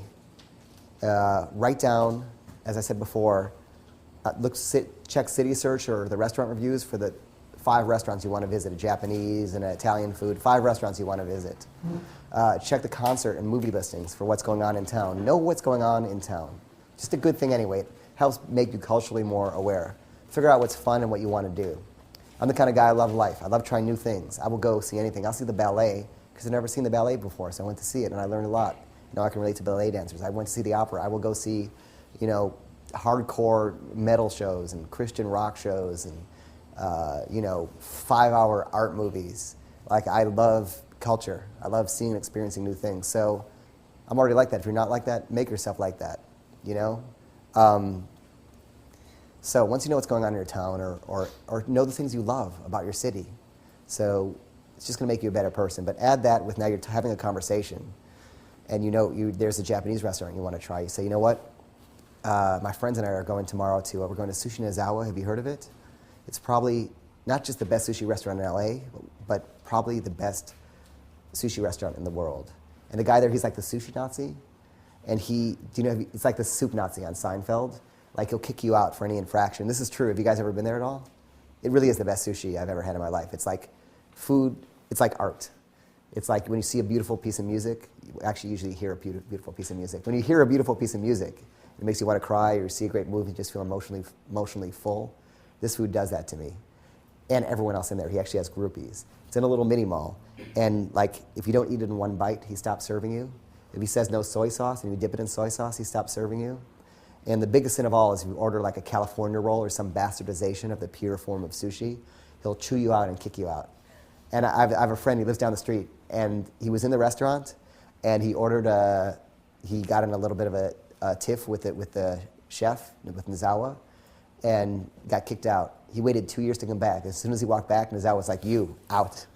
I'm just like something straight out of Seinfeld. Anyway, I'm probably going there with my friends. But anyway, and then don't invite her. Talk for a while, for 5 or 10 minutes about other stuff. Do your DHV, don't invite her. She hasn't earned that right yet. And then when you're all done talking and things are winding up and you've got some nice rapport and you know that it's not a possibility for her to be going home with you that night. So you know what, I'm doing sushi with my friends, we should go, I'll give you a call, right? So, Indiana, you want to come up for a sec? See if I have a pen. So I'll give you a call and we'll try and go there. So here's what you do. Start writing down your number. Tear it in half.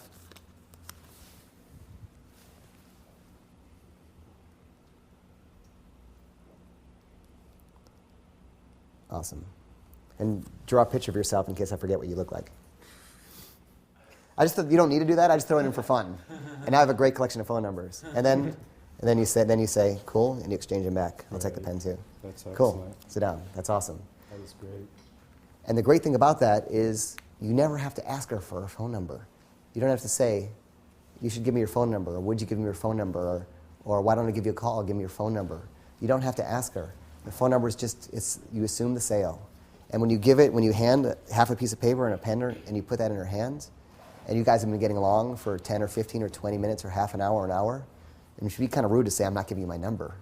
You know what I mean? Especially after you've trusted her by writing down your number. One of the subtleties is you hold your number, you give her the empty half, and then you trade back when she gets it. And don't forget, after you exchange numbers, stay talking for about 5 more minutes or a few more minutes before you leave. Do you guys feel like last night with that, it would have been pretty simple to get phone numbers? Here's your pen.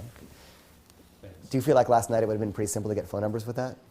Well, can you go back to the line you used? Yeah. Right, so you talked about the sushi place. Believe it or not, there's no line. Well, the way You're receiving the conversation. Just say whatever you're talking about. Say, I should give you a call. We'll hang out. You said, though. You said What I said. sushi, Okay. What I said is, 10 minutes, yeah. and then Then say, well, we should go. You know what? It's been great talking to you. You should actually come there. Come tag along. Come hang out with us. You know, doesn't matter what you say. Why this is so hard to explain, and I probably never posted it online or said it to other people, is because it's all physical. Whatever your line is, because you don't need a line. Let's hang out. We should do that sometime. We should talk about that more. We should go to that place. Cool. I'll give you my number. You know, write it, rip it in half, give her the other half. Sometimes you might say, what's this half for? You'd be like, are you going to write down your, you know what I mean? Sometimes, maybe 1 in 20, she'll actually be a little bit slow. She'll, what's this for? Just say, be creative. Or, I think it's for your phone number. You know, whatever it is. You know, sometimes you'll get that. That's like 1 in 20 or 1 in 50 times. Usually they just write it, and it's fine, and you trade back. And it really is like the most effective number close. And believe it or not, I've never gotten a fake number. You know, she does have the option of giving you a fake number, but the only reason I've never gotten a fake number is because I know when it's time to number close. So you shouldn't be getting fake numbers. She'll give you her number if you've done your work right. So, but the general structure is you seed the conversation with a plan, you don't invite her. Once she earns the right to be invited and you guys are really getting along and you know she wants to see you again, you say, okay, we should do that. You should tag along. Always make it a low pressure sale. It's a common sales technique that you're like, okay, you have to buy this house as is. It's $1.2 million, and we need it in cash. You can't take out a loan, and there's absolutely no refunds if something's wrong. You know, no one's going to buy the house. You know what I mean? And that's like saying, all right, I'm going to pick you up tomorrow at 8. We're going to go out to dinner at, Farfalla for pasta, and then we're going to go to a concert, and we'll probably go back to my house for, why does she want to spend all that time with a guy she doesn't even know? But if you're saying, you know what, we're going to the sushi with my friends, you should tag along, it's pretty casual, The less pressure the sale, the better. And I don't like saying everyone's coffee dates suck. Who wants to go to a coffee place? Let's go have coffee. It's like, they work for a lot of guys. And I'm talking about something that works all the time. But hey, you want to go experience something new with me? When you go to coffee, all the focus is on each other. If you go experience something new, a restaurant, a hike, there's a great hiking trail around here, a concert, whatever it is, the focus is on something else, and it's external, so it's a much easier sale versus we're so special and interesting, let's just do coffee together. Are we getting a light bulb or something out back? What you're thinking? I was just thinking about the coffee date I went on last week. It was kind of okay, but you're right. It would have been better if I had done something more original. The only good thing about it was I took her to the new cool coffee house in town that she hadn't been to before. But you're right, it was too much one-on-one. Yeah. Needed more distraction. And the other great thing about going somewhere else where there's an event or something happening or a restaurant or out with your buddies is, first of all, bring her into your world. It's hard to go into her world. If she's having her birthday party and you're supposed to meet her at a birthday party, you got to compete with everybody out there. You're in her world, you're not comfortable. Bring her into your world, and that way you can pay attention to her, and when you want to punish her, you don't want to, you can start talking to your friends. Let her mingle, you have the maneuverability. Whereas in coffee date, it's just you two head to head. And it's hard to get that attraction going if you can't play all the push-pull, attention, non-attention games. One thing I like, shopping is a great thing too. You know, you guys all need shoes. We learned that a little while ago. So when you meet a woman, say, hey, you know, maybe you can help me shoe shop. You know, go shopping for shoes. I'm trying to get a new pair, and I don't have the luxury of having a sister with good taste. So maybe you can, you know, tag along and help me get some good shoes. And it can start as a shoe date, and if it's going really well, it can turn into something else. But a little secret, I learned it from David D'Angelo for shopping, is don't follow her all over the store. Wander off on your own a little bit and let her find you. You know, anytime you find yourself following the girl around, cut it. Go do your own thing and let her find you. So that's the phone number close. Any questions? And by the way, I love, I'm actually going to make a coffee table. We have this idea with all the phone numbers and all the drawings of people, and I'm going to kind of put it under glass, like this collage of all the phone numbers. Maybe I'll show you guys later. I have like 2 envelopes filled with just mountains of phone numbers from my 2 years. I just saved them all for fun. And it's fun to do the illustrations and get the drawings. It's just, what's that? I think at first I would call them all, but at the end, I almost became like the chick. You just get the numbers and you're like, okay, whatever. It was really weird where at first when I get these phone numbers, I'd be like, oh my God, I'm calling this girl. I'm so excited. At the end, even though I was out there meeting some amazing women, I just like, my social calendar got too full, believe it or not. And then obviously I met Lisa, so I didn't need him. All right, let's talk about kissing. Also, a nice little Kino technique I like to do, Kino being touch, is, and this is true, and it's a little kind of routine of mine if you want to, we talk about something called Kino escalation. In other words, if you're just with the woman, and then you're like, it's time to kiss her, and you lunge for her, and you haven't talked to her at all, I mean, you haven't been touching her at all, it's kind of weird when all of a sudden you bridge the gap. So you want to be, we talked about alpha Kino before, you want to be touching her in ways beforehand, but not in kind of lecherous ways. Like I saw you yesterday, and you would kind of just try to hold on to the girl as long as you can. Or so you kind of dirty dancing, and you kind of like, you know, grab that girl behind you and hold on to her as long as you can. You know, just hold them, then push them away. She was moving towards me, and then She was into it, though. She was enjoying it. She was, but it was giving away the story. Right, she was enjoying it because it was teasing you, not enjoying it because she was I was too easy. But dude, still, just to be dirty dancing in a club, it was kind of fun. Yeah. So stand up for a second, Rourke. So you can give her nonsense. You're like a guy, come over here. So your guy touches him a lot. When he says, come over here, you do that. When you're making a point, you're making a point, the cool thing, you use them as an example. Put your hand down like that. Mm-hmm. You want to be touching them sometimes, and just a strong touch and let go. Don't linger there, so blah, blah, blah. You know? Once your hand's there like some kind of dead fish, it gets weird for her. Mm-hmm. So you just want to be giving her, kind of force. You're just a guy who touches people out when they're explaining things, they're making the points. Whatever it's going to be, you can put your hand down. Whatever it's going to be, you're touching them, but not in kind of like lewd ways. So you want to start touch going, not too early, but once you've hit the hook point, you can start doing that a little bit more if you're someone who's like that, right? But beyond that, another way to get someone to touch is, besides the IOI test that we talked about, is, let me see your hands, this one. And it's also like a minor DHV. I don't like palm reading, but you can actually tell by looking at people's lines whether they're a right brain thinker, which is a creative person, or a left brain thinker. Because the right hand is controlled by the left brain. The left hand is, by the way, see all the touch going on? Not that, whatever. I'm confident in my sexuality. I don't mind touching a man. And the left hand is controlled by the right brain. So you see which lines are deeper. Like your lines are deeper on the right hand. You're more of a left brain thinker. If she's more creative, the lines will generally be deeper on the left hand. It's a nice way if you're uncomfortable getting Kino going. You can sit down, thanks. I was really uncomfortable with Kino, which is touch. I was really uncomfortable kissing women. And so what I had to do was sort of a bullshit baffles brains kind of thing, which is try and be talking as a pretext to start, touching and breaking that physical barrier. So that's one nice way to do it as a shortcut into Kino. But for me, my biggest epiphany moment, and when you get my archives, you'll see that I spent probably months and months trying to figure out how to kiss a woman. I would go out, and I would do the openers, and I met some amazing women. And Misty always makes fun of me because one day I met this great girl at the Standard. She came over the next day to, one of my plans at the time was I lived near a hotel, like a luxury hotel. And I used to like to say, you know what, there's a hotel next to me, we'll sneak in, we'll break in, we'll, do some sunbathing and jump into the jacuzzi. So she actually came over to my house with a swimsuit. We went in the jacuzzi. And we sat there till like our fingers were pruned, and I was just so worried about how to make a move, and I was just too scared to do it. Then we left, and I never talked to her again. And by not making a move, I actually lost her. because I really am, I almost said was, but I am a nice guy.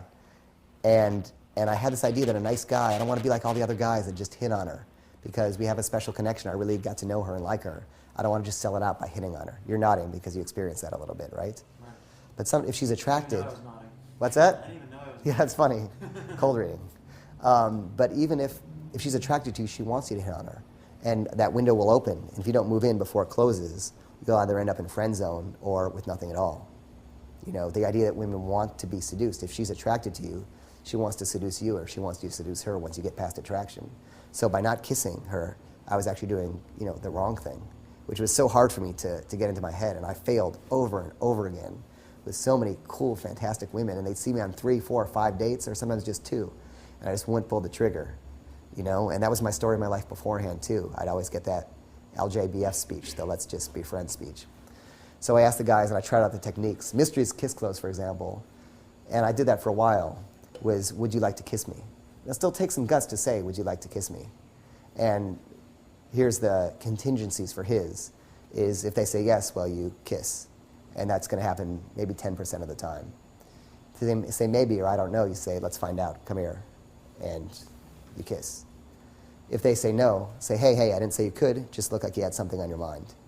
The important thing you were talking about, having used that earlier, wise guy, with would you like to kiss me, don't say it, you know, there's a difference when a guy says, can I kiss you?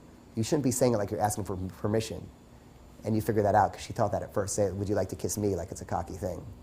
And the right time to do it is in an awkward pause. You go quiet, she says, so, would you like to kiss me? Or you say, you know what, you talk too much. Would you like to kiss me? It's a push-pull thing, too. When you know it's on, you push her away a little bit, you talk too much, or shh, or so, would you like to kiss me? So if you do it at the right timing also, it's really nice with a little push. But I'm going to give you what worked for me and what solved the problem for me. You guys ready? This is the evolution phase shift kiss close. I like the names. Sometimes the more complicated and longer they are, the funny, like the albino Gary Coleman opener. So the evolution phase shift kiss close is, and again, I figured it out in the field, and man, I had everybody giving me advice, everyone giving their kiss close. I mean, a couple other good kiss closes that I used before are, how good of a kisser are you on a scale of 1 to 10? You know, get her to sell you on how good of a kisser she is. I've used that before. But the best one is, you start off by smelling her. You say, wow, you smell nice, right? Because there's no harm. No one's not afraid to tell a girl she smells nice, right? So you lean in, you smell. A nice way to smell is to smell her from sort of the base of her neck up to her ear. Just slowly smell in that line. For some reason, it's just a little bit more erotic. So you smell her from the base of her ear to her neck. And then you say, it's a funny thing, I love smells, because animals, like people never pay attention to smells, but animals, like when they're choosing a partner or mating, they tell everything they need to know about each other from smells. And humans don't use it enough. And the fact is, we're hardwired to respond when someone smells us. We're hardwired to respond to that. And it's kind of cool. And, but my favorite thing, and this is what like cats do, like lions when they're mating will like bite the back of each other's manes, or cats, and I think puppies too, will, you know, they'll pick the kitten up by the scruff of their neck, and it shows like maternal love. And the thing I miss the most about having no hair is when someone would just take me in the back of the neck right there and just like pull, just like that. And so you actually pull her hair.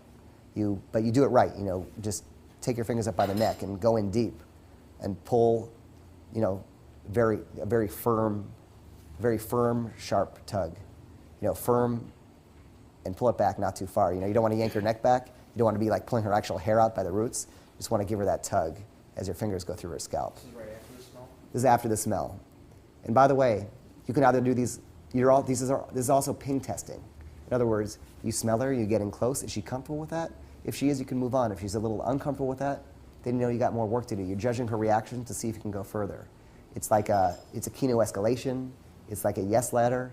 It's moving up slowly in steps. You know, you're getting a yes and a scent. Yes, I can smell you. Yes, I can grab your hair, and you're pressing it forward. So one troubleshooting thing, and I'm always giving you the troubleshooting tip because I've gone out I've done these things hundreds or thousands of times, and I've dealt with every contingency. So every now and then, there's a woman who spent a lot of time doing up her hair. Don't go grabbing it. You know, if she's clearly spent hours on her hair, last thing she's going to want you to do is to mess it up for the night. So in that case, you can just talk about it or have her grab your hair. Obviously, if you have hair, she can grab your hair, or you can say, I love when people pull the back of my, pull my hair. So, and sometimes I'll do it all in a row. Other times, I'll smell her. I'll wait 5 or 10 minutes, then I'll go into the next piece. We'll talk about other stuff, then I'll go into the next piece. It's just a, it's just a slow escalation. So the next step is, I don't even know how I came up with this one. I have no idea, but it's biting her elbow, the other side of her elbow right here, the underside of her elbow.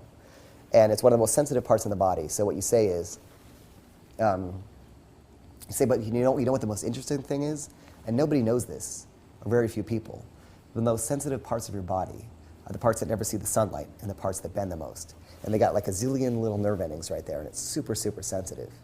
So next time you're with a guy, have him bite you right there. It's the most amazing thing. And then you calibrate. You see how she responds to that? If she's still there and she's still giving you eye contact and close in, you go, oh, what the fuck? And you take her arm, and you bite it. And now this sounds crazy, and my girlfriend's sitting right there, but I've bitten the arms of hundreds of women in clubs, in public, like around their friends. And they're learning something. And not only is this a way to slowly escalate the kino and the touch, but you're also demonstrating that you're probably a good lover because you know about these other parts of the body, these other areas of the body that are also erogenous zones in their own way. It's the inside, you said? Yeah, it's the inside. Obviously, and I'll add this, the outside like has no feeling. It's like, Dead skin. yeah, dead skin, like popcorn or something. But yeah, it's the underside of the elbow. And you also have to know how to bite. So I'm going to tell you guys really quickly, just in case you don't, for those with not a lot of biting experience. When you bite, you don't pinch the skin, right? You also don't suck and give it a hickey. And you also just don't do it too weakly. You take a big chunk of skin, and you slowly but very firmly bring your teeth together till they meet, and then let go. And when you're in your hotel rooms tonight, just practice on yourself, or your sister, whatever. No, exactly. So you're very firm, but if you're not pinching the skin, it's going to feel good.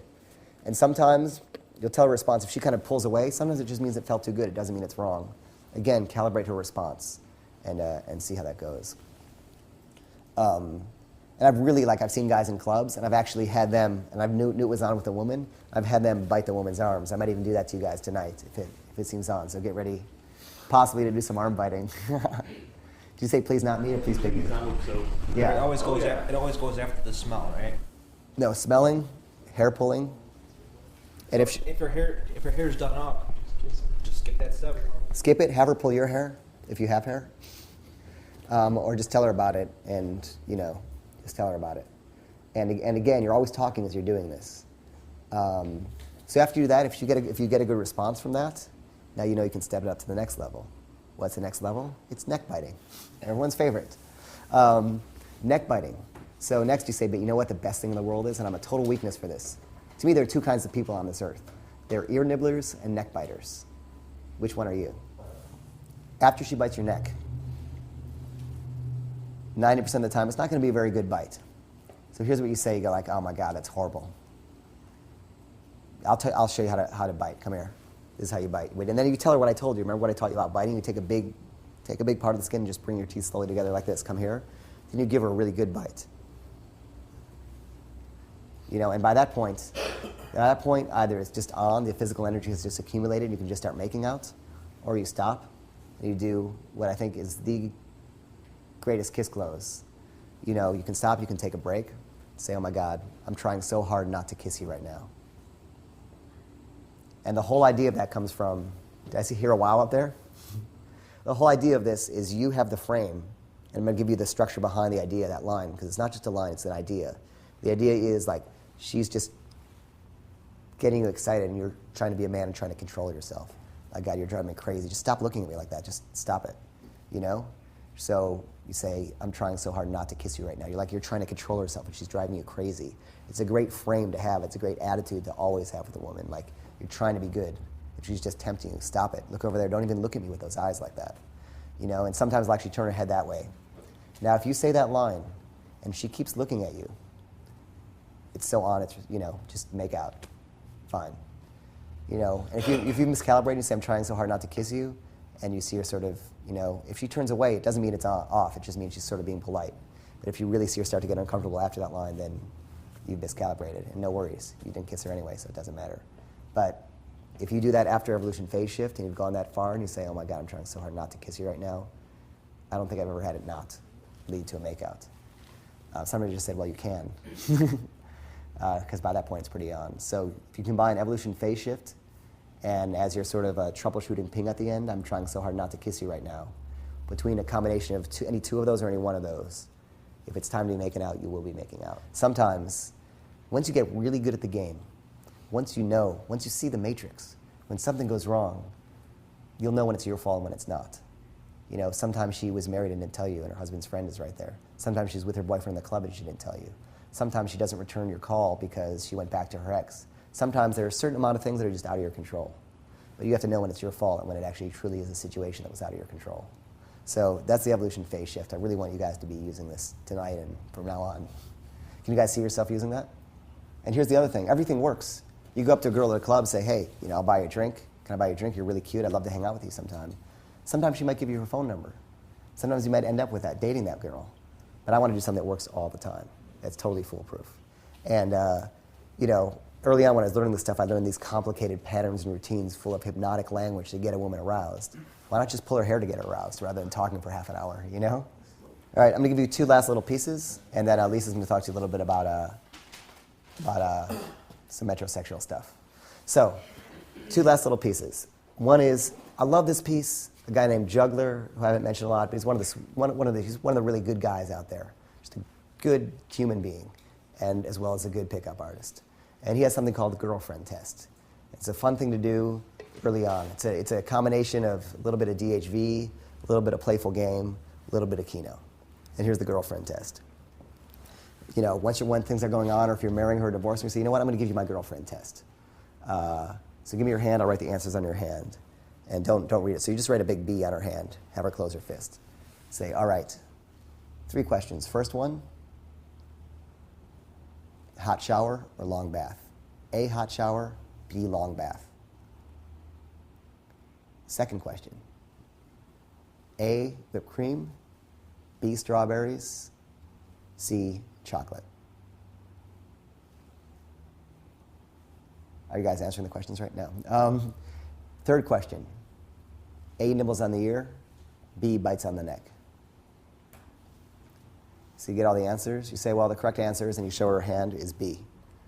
You don't have to write it on her hand. It's just a nice, fun step to throw in there, so she knows you're not making stuff up. So yeah, the right answers are, you can make up your own test and your own criteria. These are just actually his. But the right answers are long bath, because it's so luxurious. The shower is just quick and utilitarian, but lounging in a bath is awesome. And by the way, if she chose the wrong thing, say she chose shower, she's like, yeah, well, I chose shower because I just thought I was trying to be practical, but baths are better. Guess what? You're getting IOIs because she's trying to agree with you and pass your girlfriend test. Second one is strawberries, because they're like nature's own candy. I love strawberries.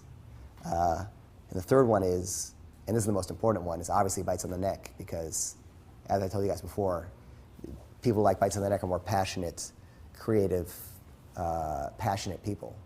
Whereas, people with like nibbles on the ear are just boring. There's no nerve endings there. And you can actually now demonstrate with her. See, you can either touch them, or if you're comfortable enough, you can actually demonstrate them on her. And this is the girlfriend test. So it's a nice way to get some Keno going. It could lead to a kiss close. You can kind of throw it in anywhere along the lines. You can do it and never use it for a kiss closer for Keno. You could do it for touch. You could do it for kissing. And you can also make up your own questions. They don't have to be these, as well as make up your own answers. But it's a fun piece, and I used to use it a lot in the field. Have you guys heard of that one before? Yeah, it's a good one. And last little piece. I want to say, hopefully you guys are going to be using all this tonight. Instant dates. For some reason, people have to be moved around. Everything can't all take place in one location. It can sometimes, but people have to be moved around. Like last night, we met the women in one part of the club. We moved them into our world, and then things were on. right? But they can only go so far. Maybe they go as far as a makeout. Then it's time to move them to a diner or move them to the Standard where you're staying.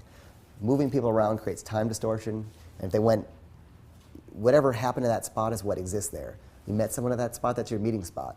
Now this is your fun hangout rapport spot. You want to switch locations with them. So a nice thing to do is after the club, always know what's going on next. If I go out and I know I'm going to a great party, I'm going to go to a bar before the party. When I meet someone, I'm not going to be trying to evolution phase shift them. I'm going to be saying, hey, my friends and I are going to a great party. You guys should tag along. Now at the party, we're the party now. I went from being a stranger with them in this club to when we walk into the party, we're now the group and everyone else is strangers. And then you can step it up a little bit each time. So this idea of moving people around, of going on instant dates, is really, really important.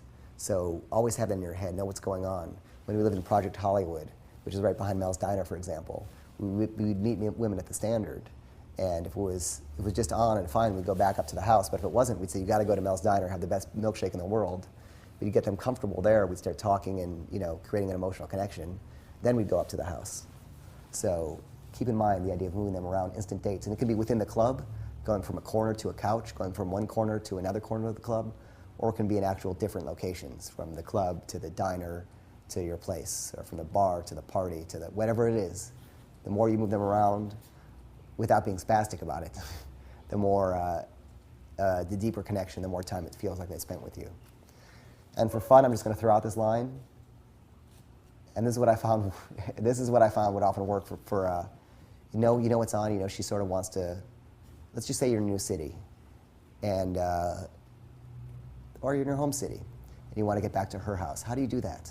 How do you naturally get back to her house? To get her back to your house, you have all your fun things you can show her and all your excuses, your macrame collection and that funny video and that cool book or this crazy thing. When you're bringing someone back to your house, always bring them back with a time constraint. They come to your house, say, I'll tell you what, I'll come up there and I'll show you that video we're talking about. You can only hang out for 10 minutes.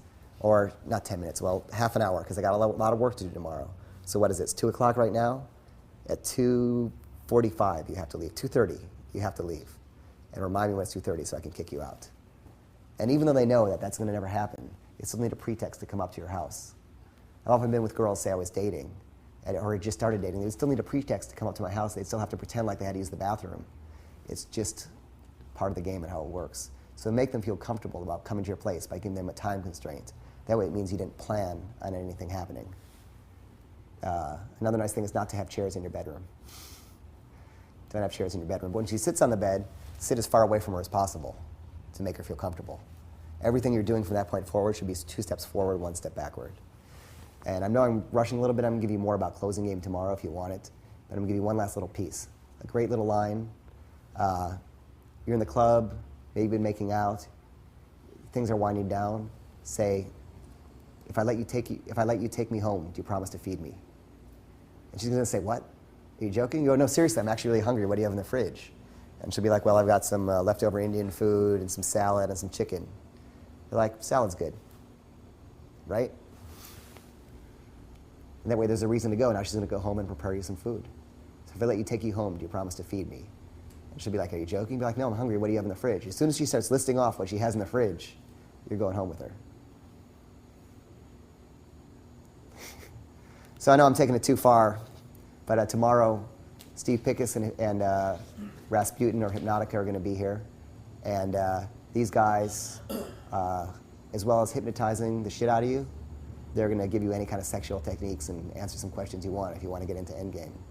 And if Mystery's here tomorrow, he can tell you about last-minute resistance, which is when you're in bed with a woman and she really wants to be with you, but she's having issues. He's going to tell you how to make her feel more comfortable about those. So hopefully he's here. If not, I'll tell you.